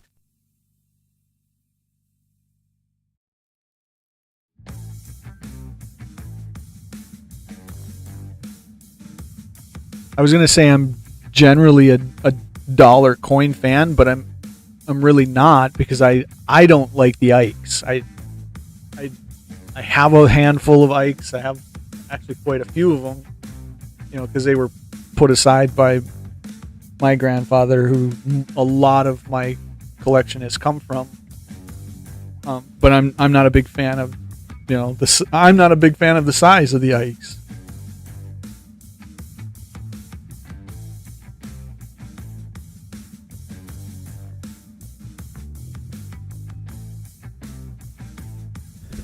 And there are several coins throughout coins that I think, from a design standpoint, I think they took the easy way out, and it was like they just didn't want to put a whole lot of work into the design.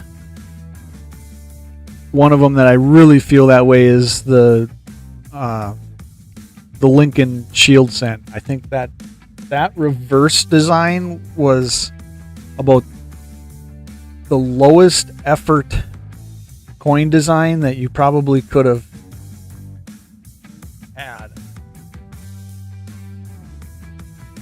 But that's just me. I mean, there's some people that probably love the shield reverse. And I don't knock them. You do you, and kind of like my channel description says, I'm just doing what I like to do on my channel. That's the cool thing about YouTube. It's your channel.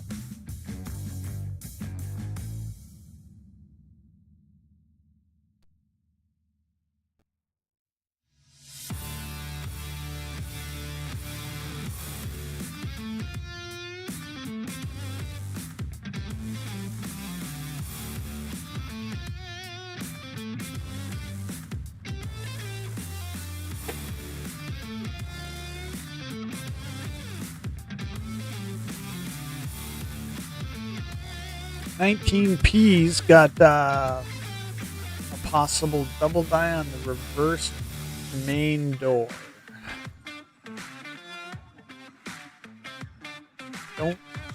Don't see it.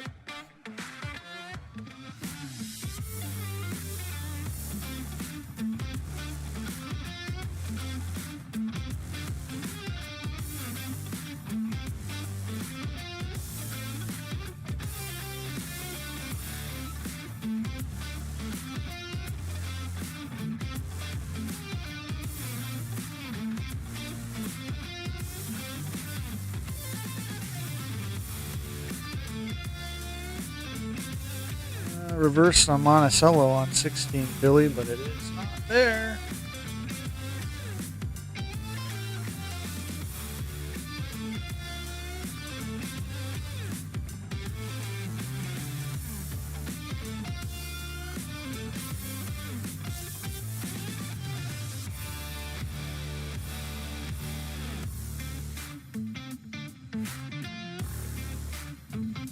I'm going to be really surprised if I don't pull at least some type of die chip out of a full jar of 2010 to 19s. Some kind of die chip in a lettering or something.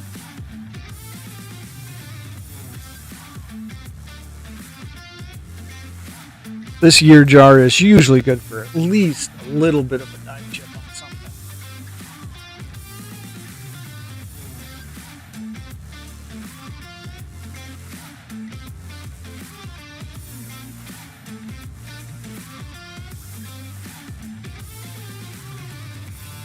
A lot of times I'll find them somewhere in this word sense. I don't know why, but I get a lot of die chips in that sense of 5 cents. If I find one.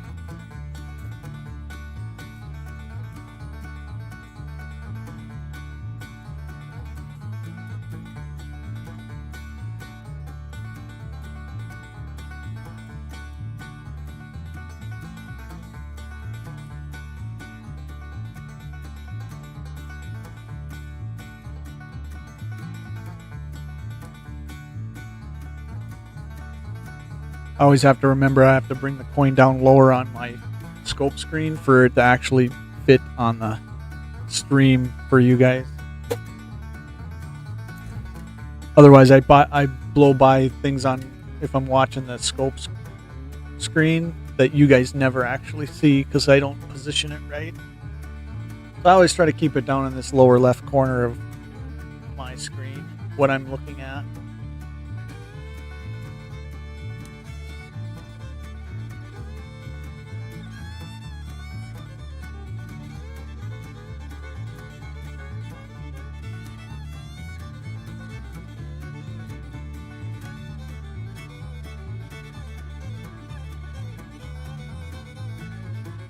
Most of these are going to have pretty good steps, but it's finding anything worth keeping that's the trick.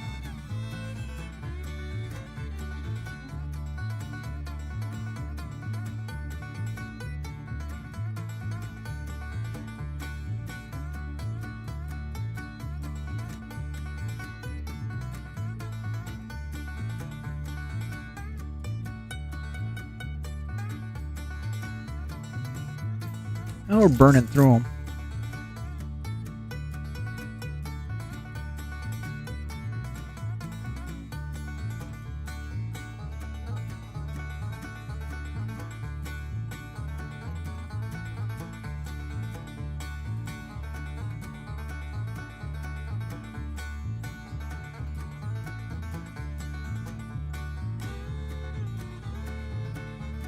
This was an ender at some point.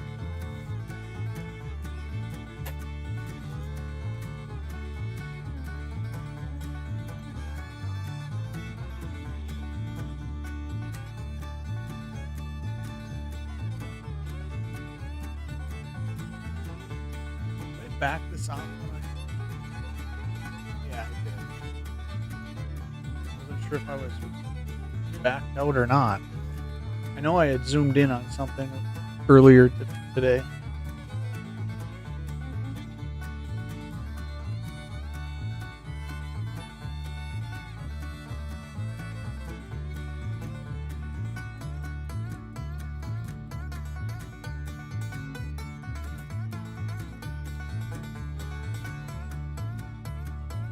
12P reverse window and door frame.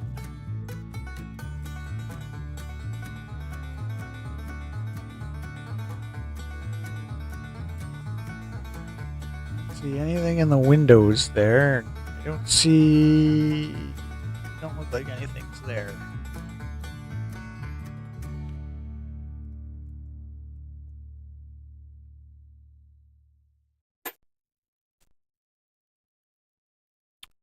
Paul, I don't know if you're still here. Are we in the same time zone? I know I probably asked months ago. I forget of the essentially who I consider regulars. Who's where.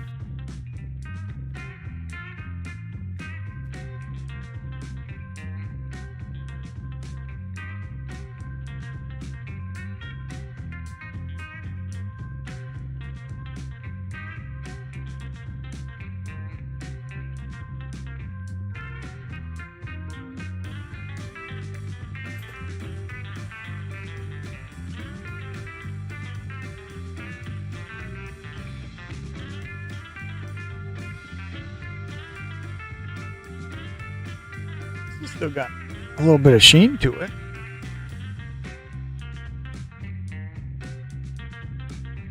A lot of circulation though.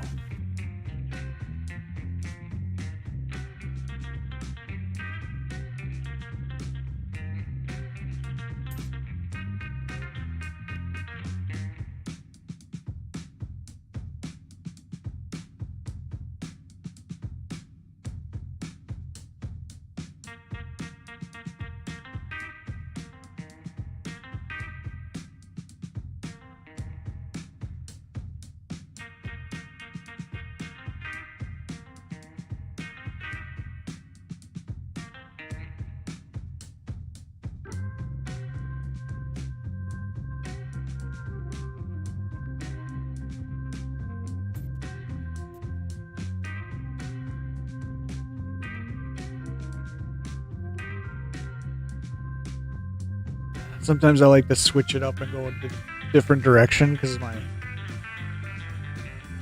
mind starts to get goofy if I don't.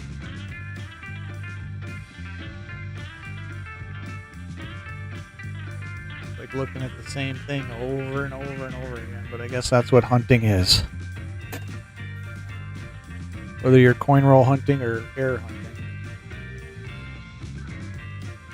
16P reverse Monticello.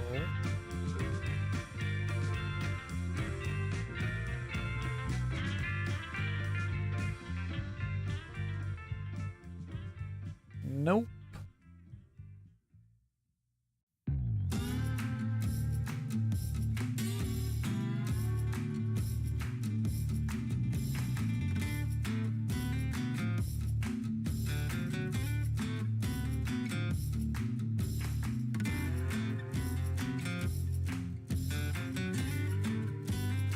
I'm going to be really surprised if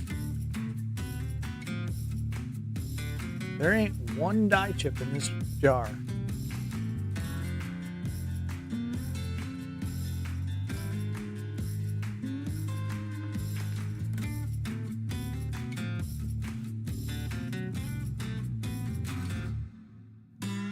I don't have anything in my notes on 13.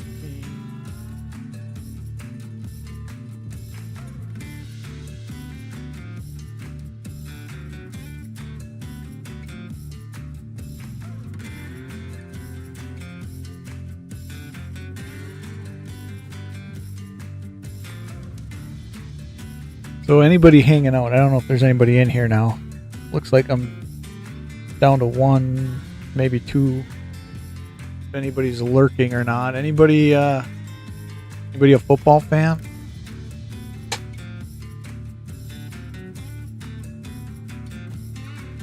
Like myself. Excited for the season to get going. God, I hate preseason. It's hard to watch preseason. Even though I do, just because I like to see our new guys.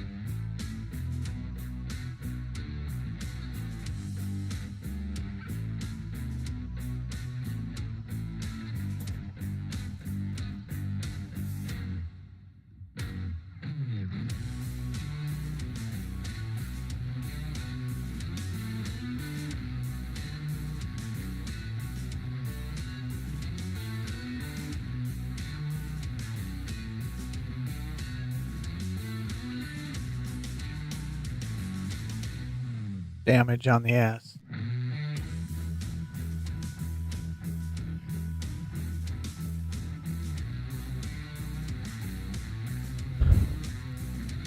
That's about the closest looking die chip thing I found.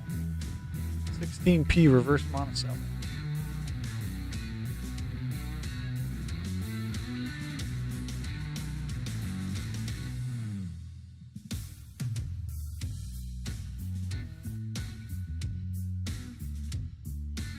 That O looks goofy, but I'm not going to call that a die chip, I guess. I'm going to call that damage. There is no reverse on the Monticello.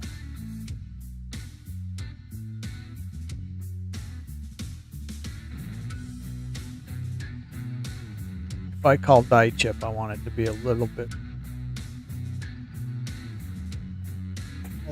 more solid.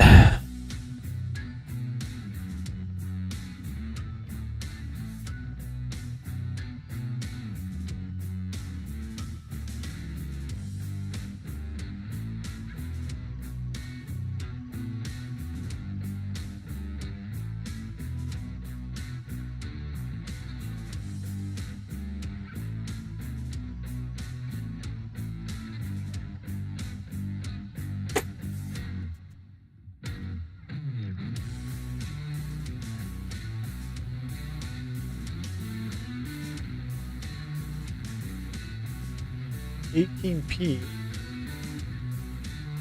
on the reverse below the frame of the main door and the reverse Monticello.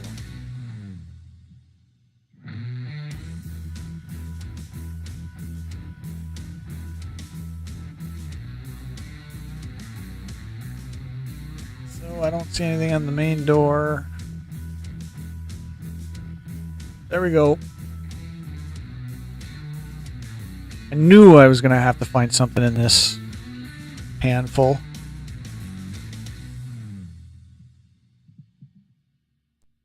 Look at a whole lot of nothing to find one little something.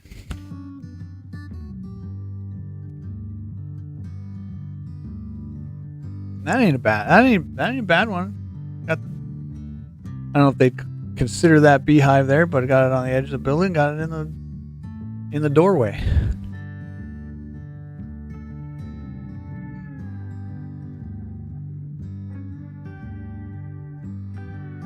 I knew we really weren't going to get to anything like that until this year, or at least these years. I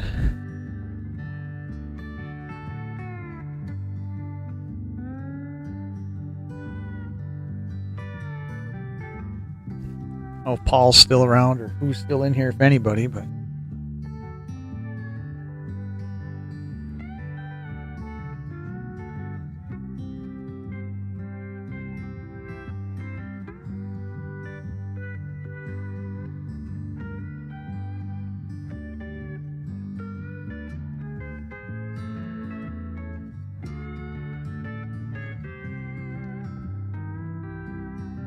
Alright, so it wasn't a complete bust this afternoon.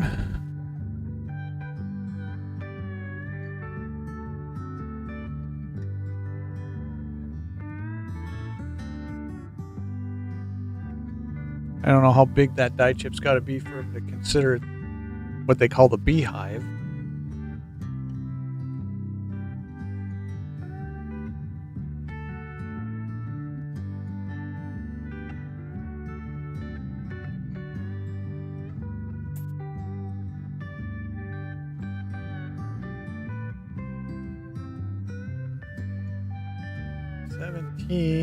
Reverse Monticello.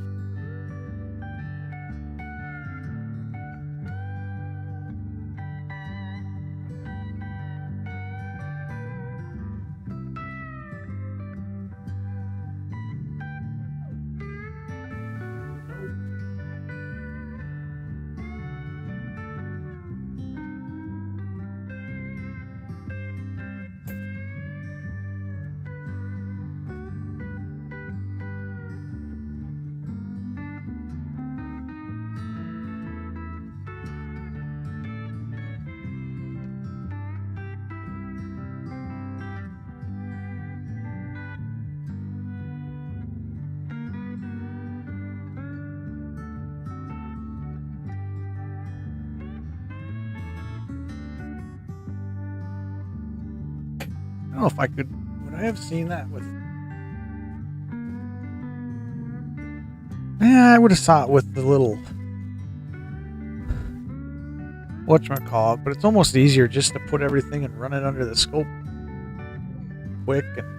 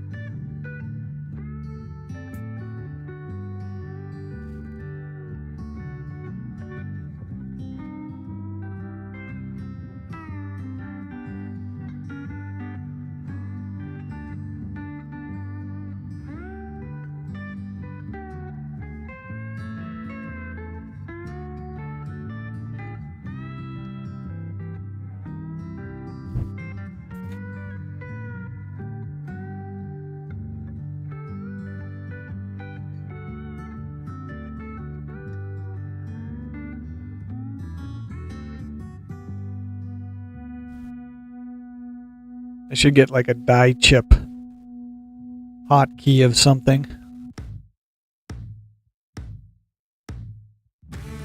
So when I do find one, I can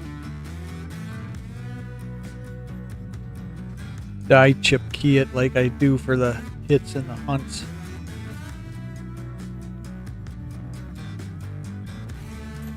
I don't know what it would be though.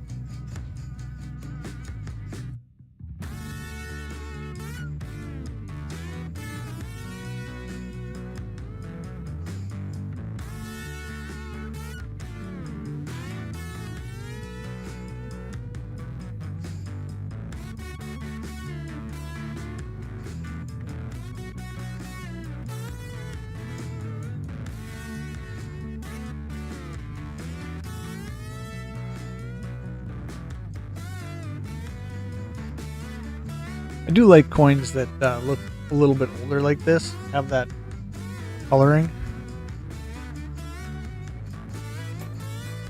Yeah, I just keep them. I mean, I might whatnot them if I ever get the ambition to do whatnot streams again.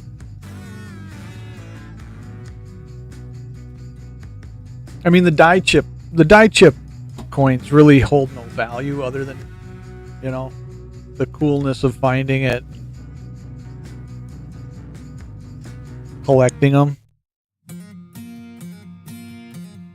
I mean, they would maybe have a couple dollar value to another die chip collector, you know, if they're truly a die chip collector. But like across the board value, there's, you know, within the collecting community, there's not a lot.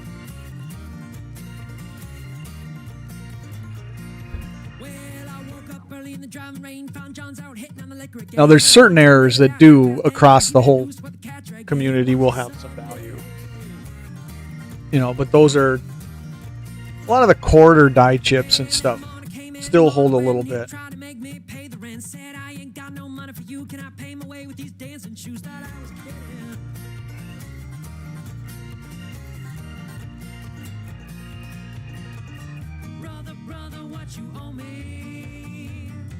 You know, or I'll even like, a lot of times I'll give them away to somebody, you know, that maybe ain't even in the hobby, you know, and just let them know that, hey, this has got a die chip on it that, you know, is hard to find. Yeah, I not on a die chip coin. not unless the coin was going to be high MS, you know, and it had a die chip on it still and stuff, then maybe I would. But you know, I've got a couple. I got a stack of stuff that eventually is going to go into PCGS and stuff, but they're nothing that's on the air side of things or anything like that. They're either really, really nice coins that are older, you know, and I'll be the first to admit, for the most part, I may send a lot of coins in that a lot of collectors wouldn't, you know, just because maybe I just want it slabbed for some reason, you know, and the slab may not actually increase, and the grade may not increase the coin's value at all. But for some reason, I just want it graded.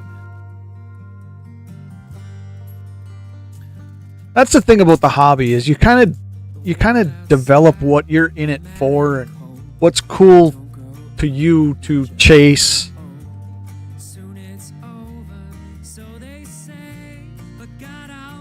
Like one of my mail day unboxing videos that I'm gonna maybe do it tonight or something like that, is a coin that really has no value.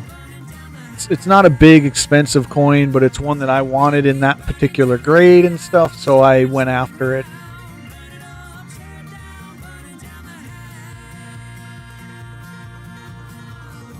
I think there's a lot of people in the hobby, and this is any hobby. This is, in my opinion, this is coins. This is cards. You can even go as far as in saying, you know, even in the gun hobby, you know, or the firearm hobby and stuff.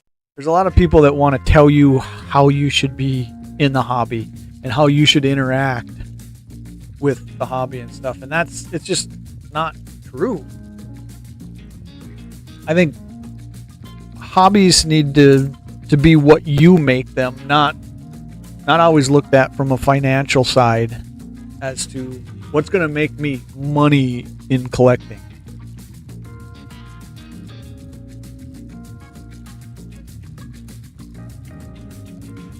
You know, I enjoy coin roll hunting or doing these scope streams where you're just kind of looking for anomalies and stuff.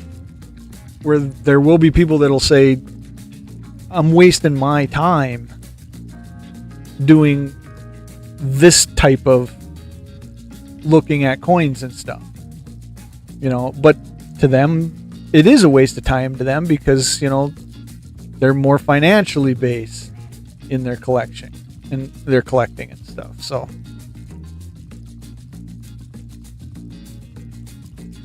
I don't know if any of that makes sense. It's a conversation that I think is had constantly in the collecting hobbies.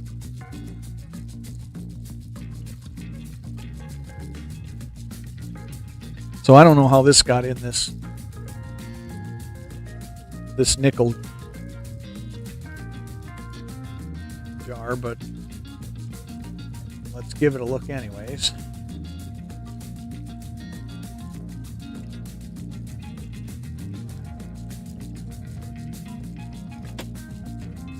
That was obviously a wrong throw at some point during a coin roll hunt.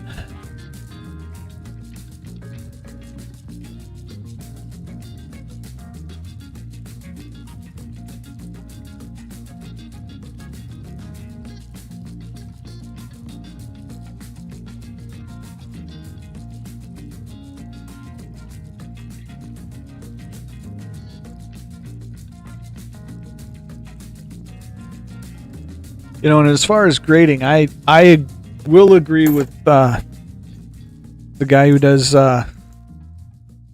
Blue Ridge Silverhound videos. That's his YouTube channel, and it's his Whatnot channel. You don't always have to grade something to put it on eBay and get a good price for it. He's exactly right. If you have it raw and you take good pictures and it stands out as for sure the variety that you're saying it is and stuff. It's not mint, or there's not so much mint damage on top of it that it starts to make you speculate whether it's the mint variety or not, or the mint variety or not. It will sell raw on eBay for decent money if you're in the money game.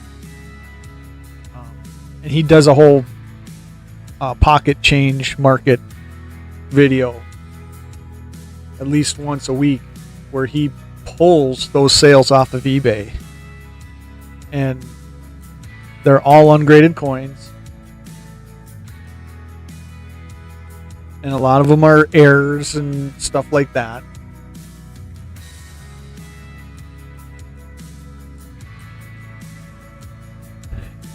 Right, Raz. For a collector, it's not, I mean, I do still have a handful of things that I like having, a legitimate grade on it and stuff, but I probably very rarely will ever mentally, from a mindset standpoint, send something in for a grade with the mindset that it's going to get sold. But like I said, I don't look at many things at all that I collect, whether it's coins, guns, or books, with the mindset of, what's my flip margin on it? Now, at some point, I probably should, because stuff starts to pile up here in my office and stuff. And I do get to that point in certain things, where it's like I got to move some stuff to be able to continue to keep other stuff.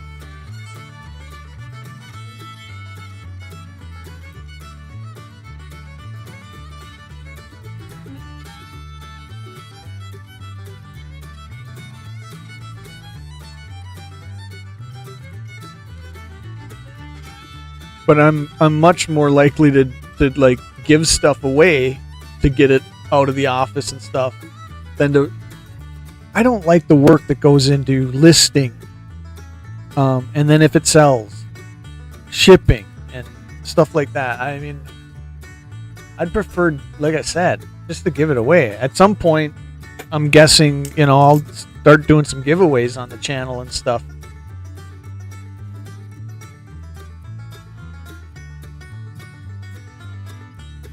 Whether it's for subscriber count or whatever, even though I don't really put a whole lot of weight on my subscriber count.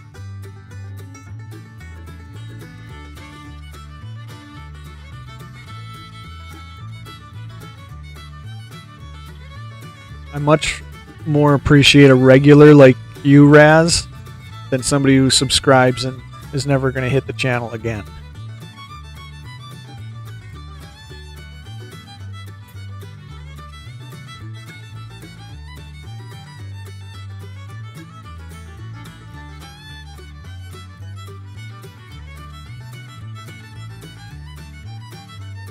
Yes, and I'm having already leaves come down in the yard here at home that is going to be a pain, like it is every year. We've got about 2 acres at our actual house. I don't worry at all about the land, and the property and stuff. But we are getting the change, and leaves are already coming out of the trees here at the house, so.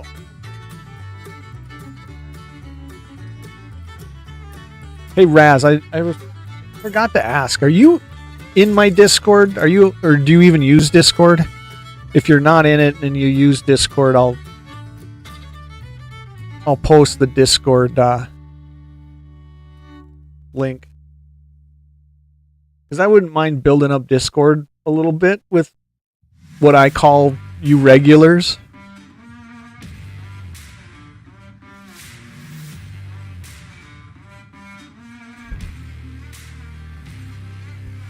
Do you use Discord? If you don't use Discord, it ain't worth me posting link. I'm on it on and off and stuff like that. I'm in another guy's Discord that is a big coin roll hunter. It's kind of a neat thing if you don't know what it is.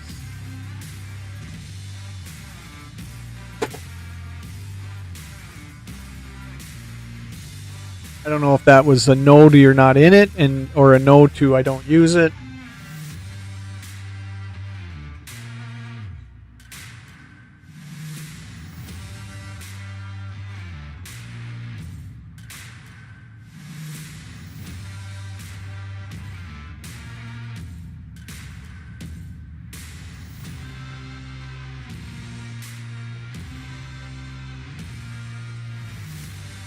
I think the link to my Discord is in the description of this live. I half the time I forget what's in my descriptions and stuff.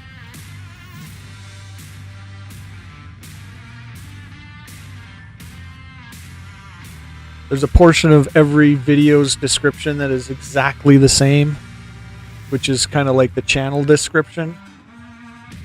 And then I'll do a little bit of a specific description on a video. This is kind of a nice 11.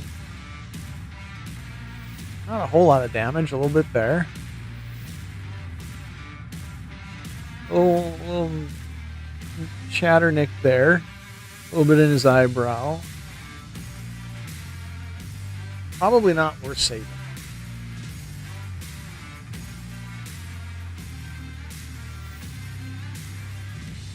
Cyber challenge. Well, I'm getting there. As that type of technology expands and there's like the new apps that come out and stuff, I'm not, in a sense, staying up on it. I've really kind of went away from even looking at Facebook that much. But I'm kind of like you on that. It's like there's a lot of things that I don't use.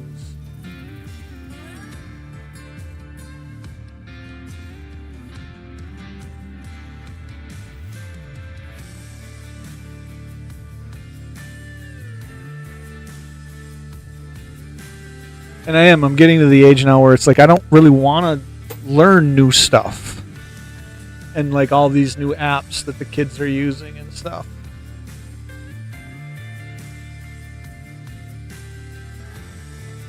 I've always said I'm pretty lucky that my streams and videos actually go off without a hitch for the most part.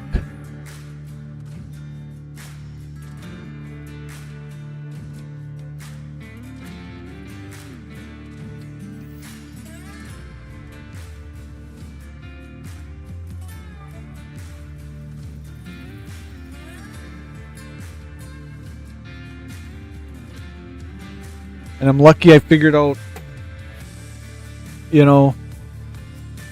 enough how to use OBS to actually pull the channel off and stuff.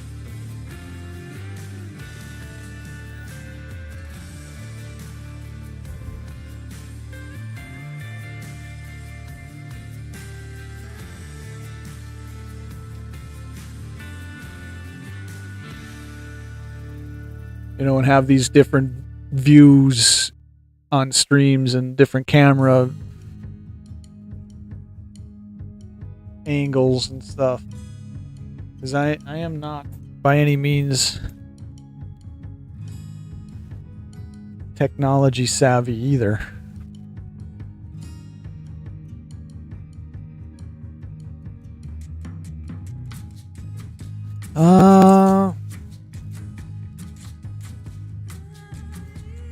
I don't know, probably 25 coins left in these, and then I might call it a stream.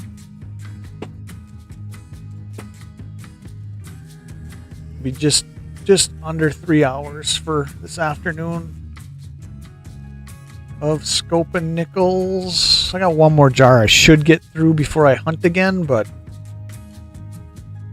I may or may not get that done. Oof, this was an ender at some point.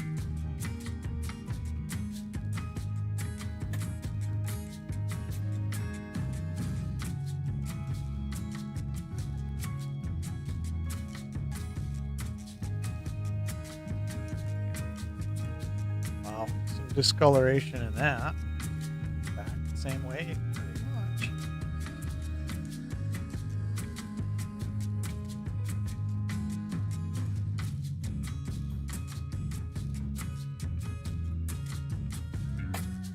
Well, it's looking like it's going to be that one die chip. What did I kind of set aside? That one die chip and that one better looking 94, huh? 18 Philly has a possible Monticello doubling.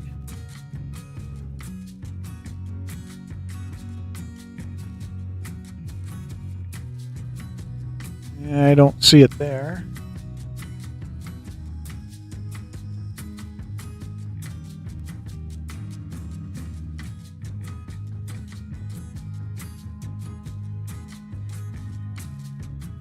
Well, I guess I'm happy with the fact that we pulled one die chip out.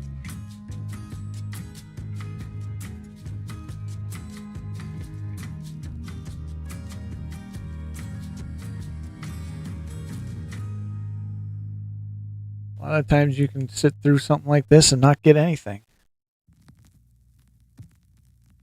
I don't know, I think that's part of the reason I think it's kind of cool, because it's like real hunting, you know?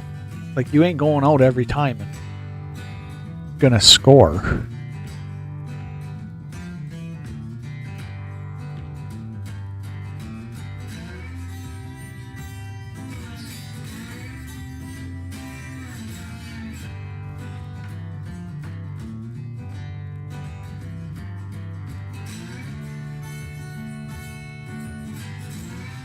Figured that was a hair on it.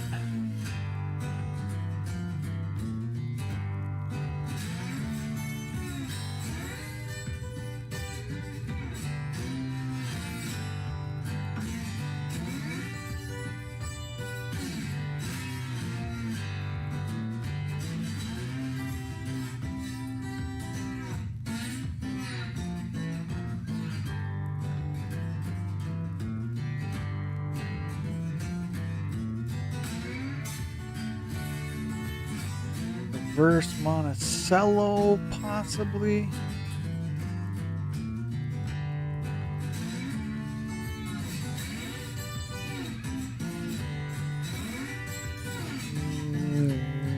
No.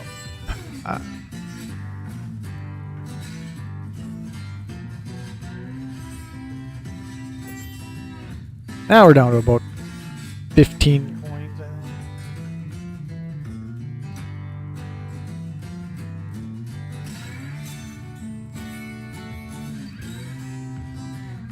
I know they say something about you can find double dies and stuff, but it's pretty tough, you know.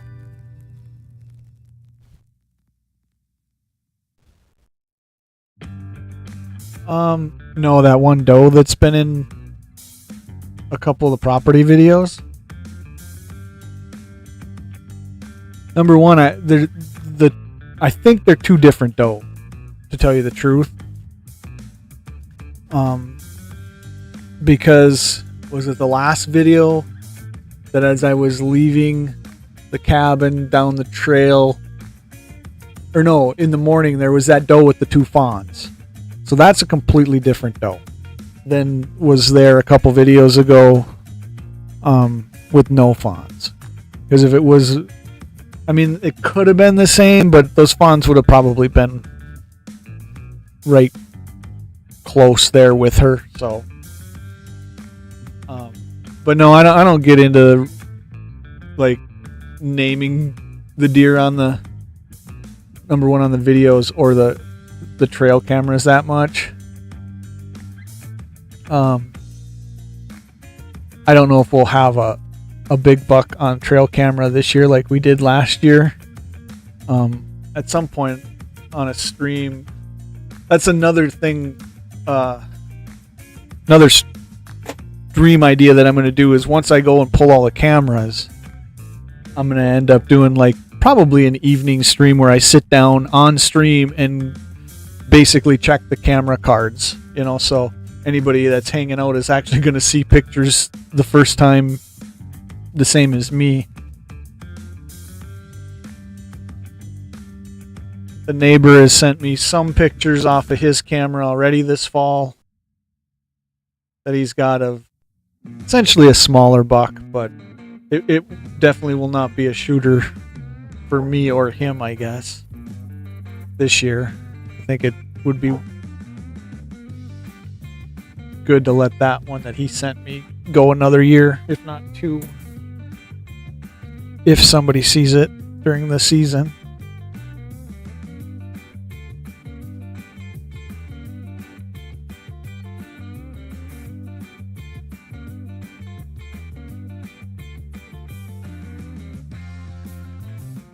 I think I got, it's either 8 or 9 trail cameras that I gotta go pull at some point. Yeah, I mean, I understand guys doing it with like the big bucks that they get on camera and stuff, you know. I mean, you give it a certain name just to distinguish it, you know, if you're talking about it.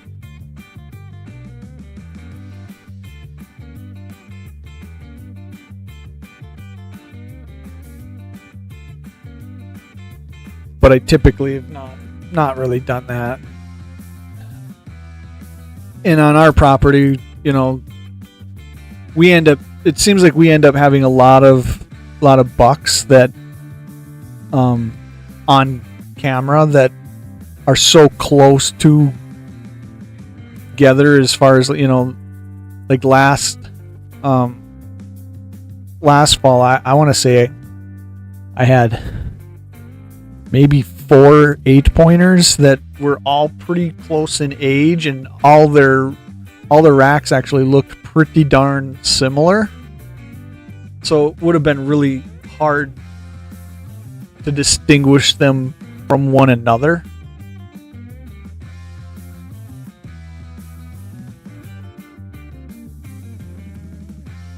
Now occasionally you get that one buck like last year where it's like, oh, that's the 12-point monster.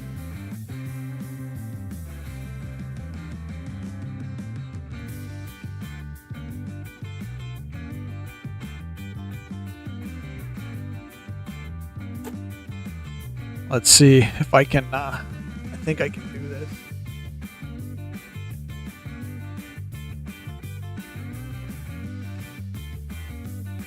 I don't think you were around the channel last year.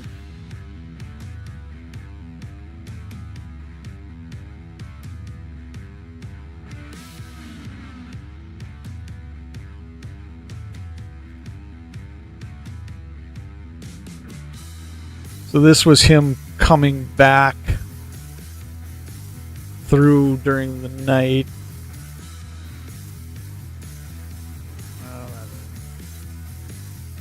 It's going to give me every picture that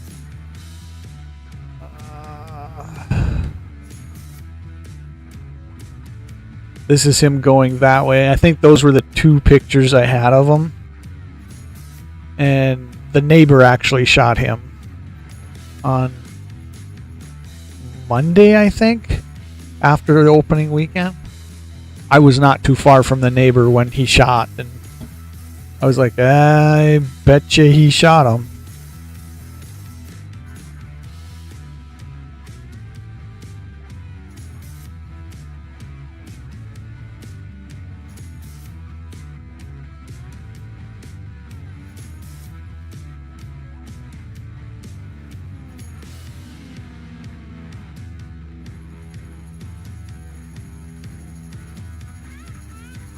Yeah, I was going to say, Raz, I remember you probably for the first time, you're probably right, a week or two ago.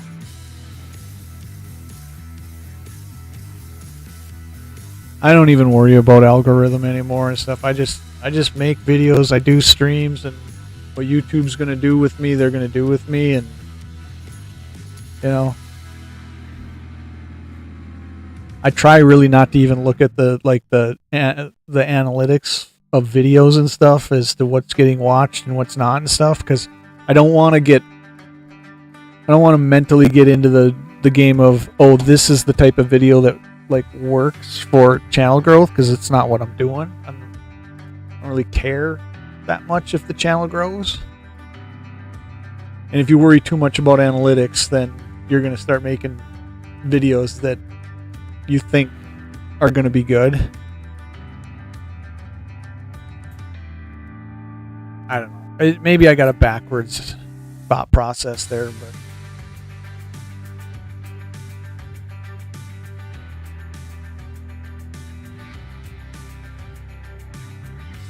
I have one video on the channel that I know absolutely blew up, and that is the that unboxing of that 1860 Army.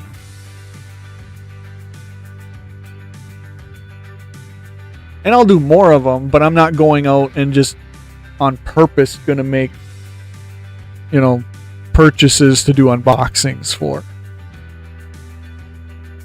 If that makes sense.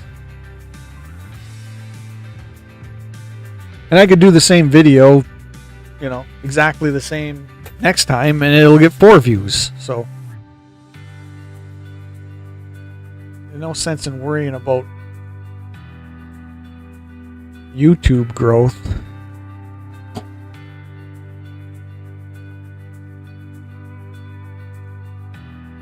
I will continue to say it. I would rather have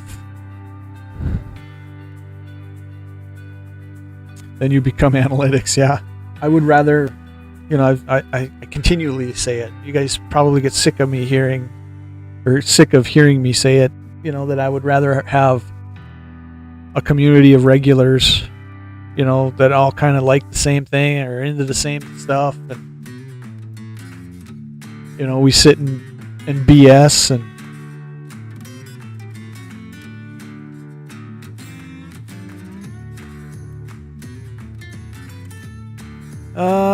looks like 10 more nickels, and I'm going to call it a stream for this afternoon, and I might be on this evening at some point, because I do still have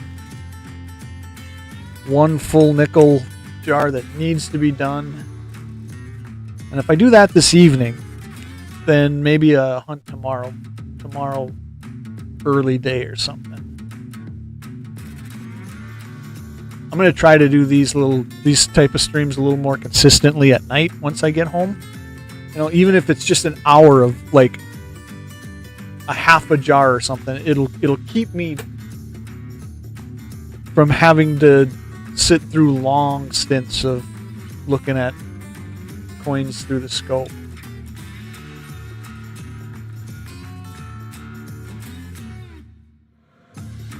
If I can get on a little bit of a schedule of doing like an hour a night of whatever an hour gets through, that's my plan. Now, granted, that's not going to be a schedule that's going to be kept, because there's going to be things that come up and stuff. But if I got nothing else going on, fire up a stream at 9, 10 o'clock at night for a scoping stream, and then do that a couple times a week. It'll keep my jars from getting to the point of being full from the hunts.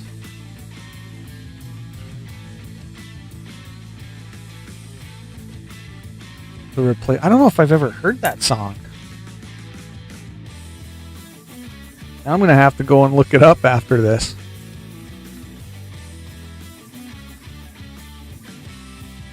I'm going to say it, and as soon as I say it, it's going to happen. But I think this is one of the very first streams I've not had my mic go mute on me once. At least not on purpose. I put it on mute a couple times. The son came in to ask me about something.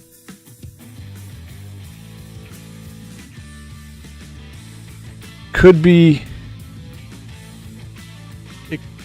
be the fact that I updated OBS too, and now things are a little more stable.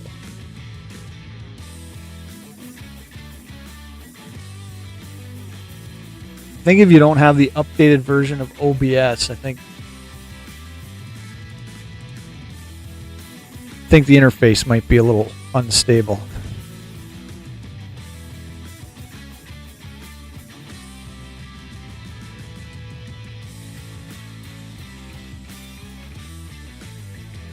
It's on, is that Tim or TLM. I can't tell in the chat, Raz. If it's Tim, either way, I don't know what you're referring to. A little bit of machine doubling. Little bit of machine doubling. Or double striking, if you want to call it. Nothing to save.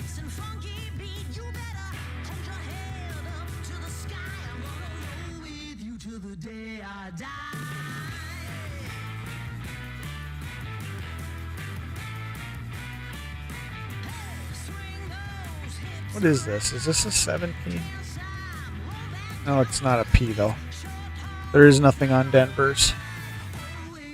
Nothing known.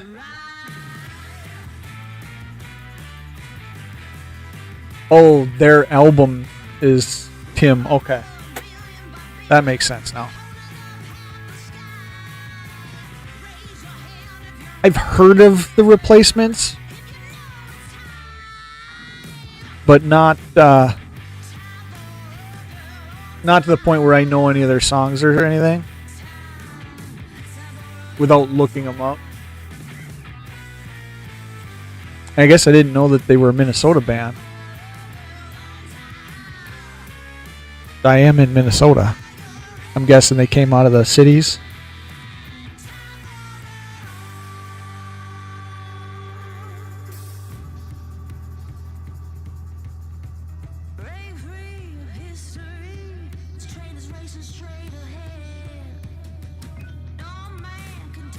$4 We'll call it just before 3 hours for a stream.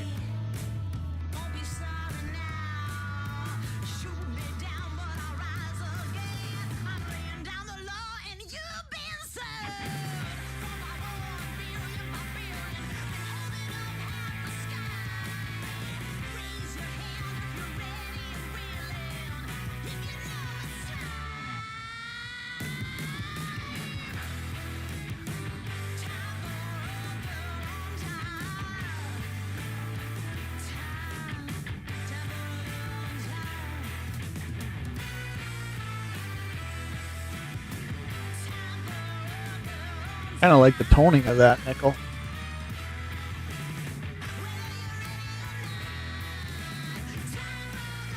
Kind of got a unique look to it.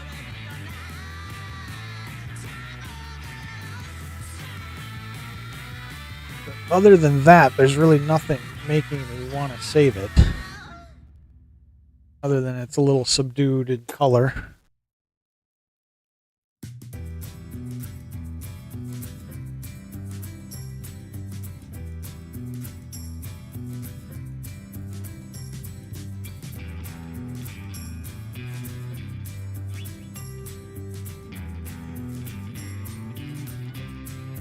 We're down to our last 2 nickels for the afternoon. I'm gonna go get something to eat, some lunch. See what the family is up to upstairs.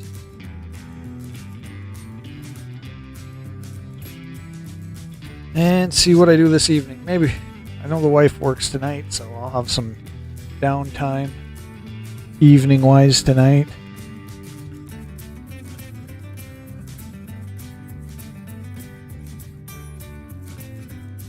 I should do those mail day unboxings for those coins I got off of whatnot. Probably what I will do.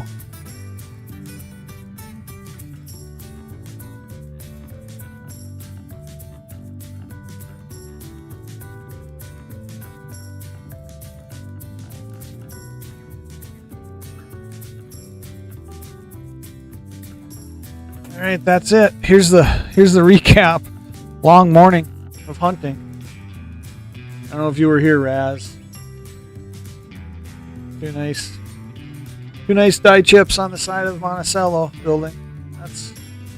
That's one pull out of the scope search, and the other one I'm going to hang on to is just kind of a nice looking 94.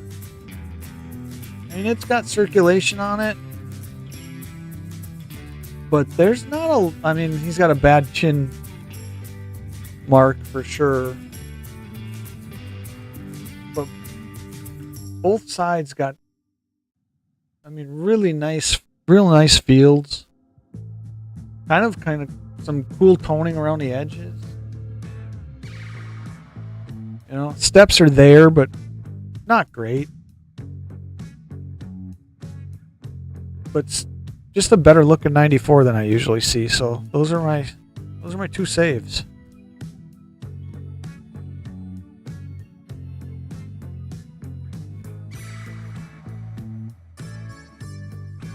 All right.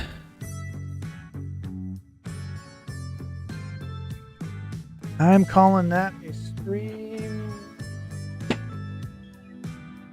just before 3 hours. But I got through 2 jars, so that was good. That's cool.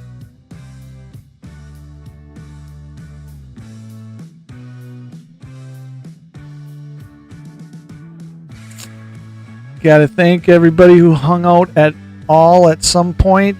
Paul, I don't know if you're still hanging out. I don't know if you're still at work at this point. I know you were hanging out at work with me in the background, so appreciate that. Oso was in. Thanks for stopping in. Richard was in for a while. Should be happy.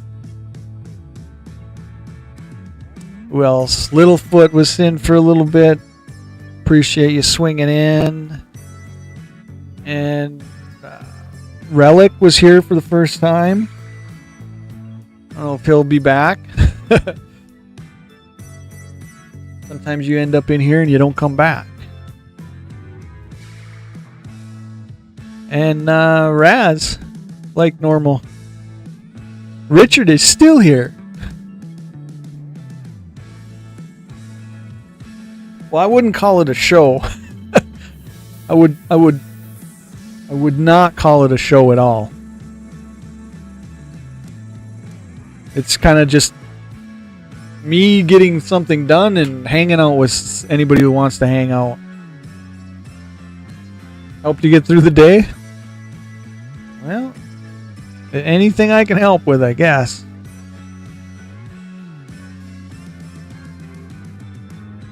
Something's going to come out this evening, whether it's another stream or whether it's...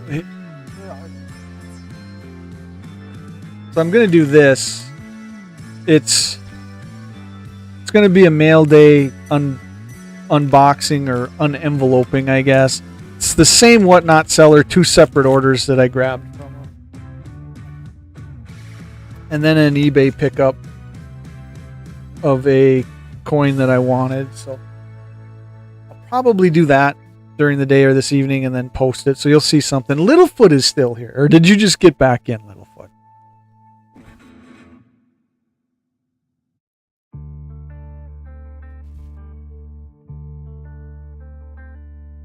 You just popped in as I'm popping out. In fact, I was just giving the props to everybody who hung out.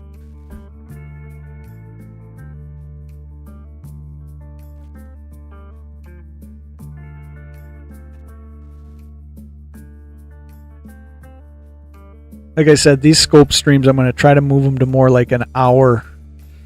Like an hour in the evenings, but probably a little later, like starting like maybe 9-ish, 9:30, and then say, hey, I'm going to scope through whatever I get through for an hour. And then that's going to be the stream for the evening. And that'll keep my hunt jars, essentially kind of going down a bit and stuff. And then hunts will just happen whenever hunts happen.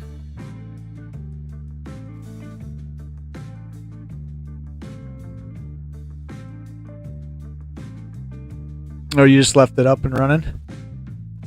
Well, I appreciate that, because I'm guessing at some point that affects the algorithm. Not that I'm a big algorithm guy.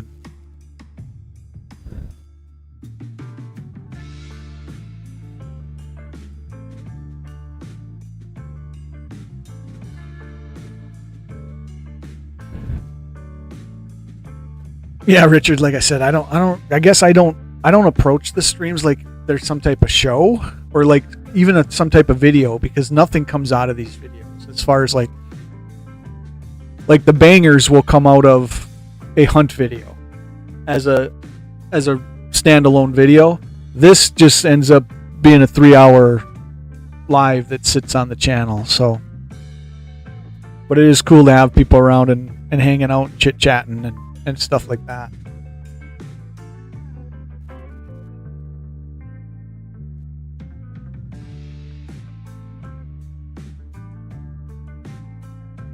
Oh, are you bow hunting? Do you bow hunt?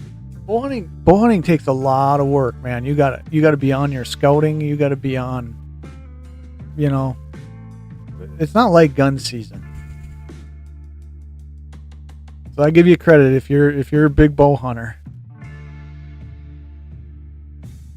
You start a little earlier than us up here in Minnesota too, then, because we don't hit our bow season until September something. My boy probably knows. He's going you say goose hunting tomorrow? Maybe depending on if he gets anything, maybe I'll do a quick video if he brings something home. Him and a buddy going out to some swamp somewhere. When I don't sit in the middle of this camera, it refuses to focus.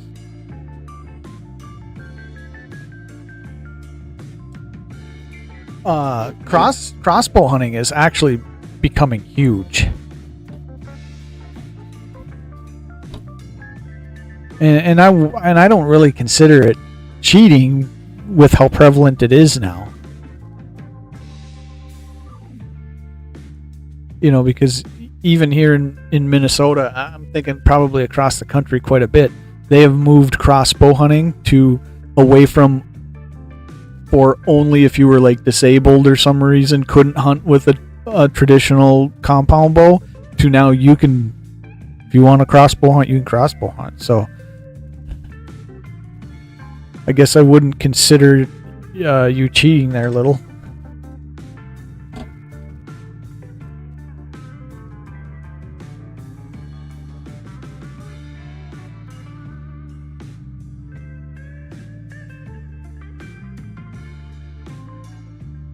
I compound hunted when I was a kid. It's just many years ago now. I was probably my mid-20s or so. Maybe a little bit earlier than that. But I'm such a gun guy that I just enjoy the gun seasons and stuff. Like I said, you're going to see that on the channel here next month because our grouse season kicks in, and there's going to be a lot of grouse hunting on the channel. A lot of any of the videos that come out, of being out at the property in the cabin are going to have grouse hunting tied into it for the next 2 months. I mean, I grouse hunt after deer season still because our season stays open for a while. So I think our grouse season goes till the end of the year, calendar year. So.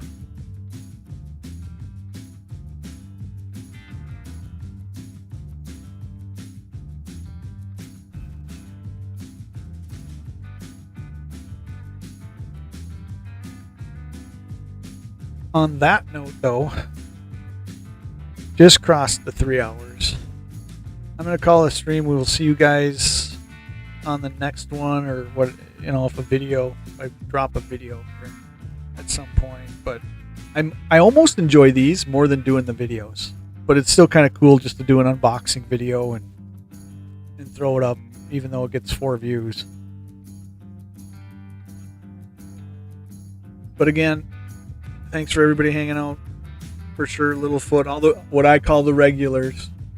Littlefoot, Richard B. Happy, Rasbo, Paul, Oso. Like I said, I gotta give thanks to Relic Rat for stopping in today. We'll see everybody later. Thanks for hanging out. Thanks for any thumbs up. Littlefoot, it looked like you were dropping hearts earlier, so thanks for that. Everybody take care. Be well.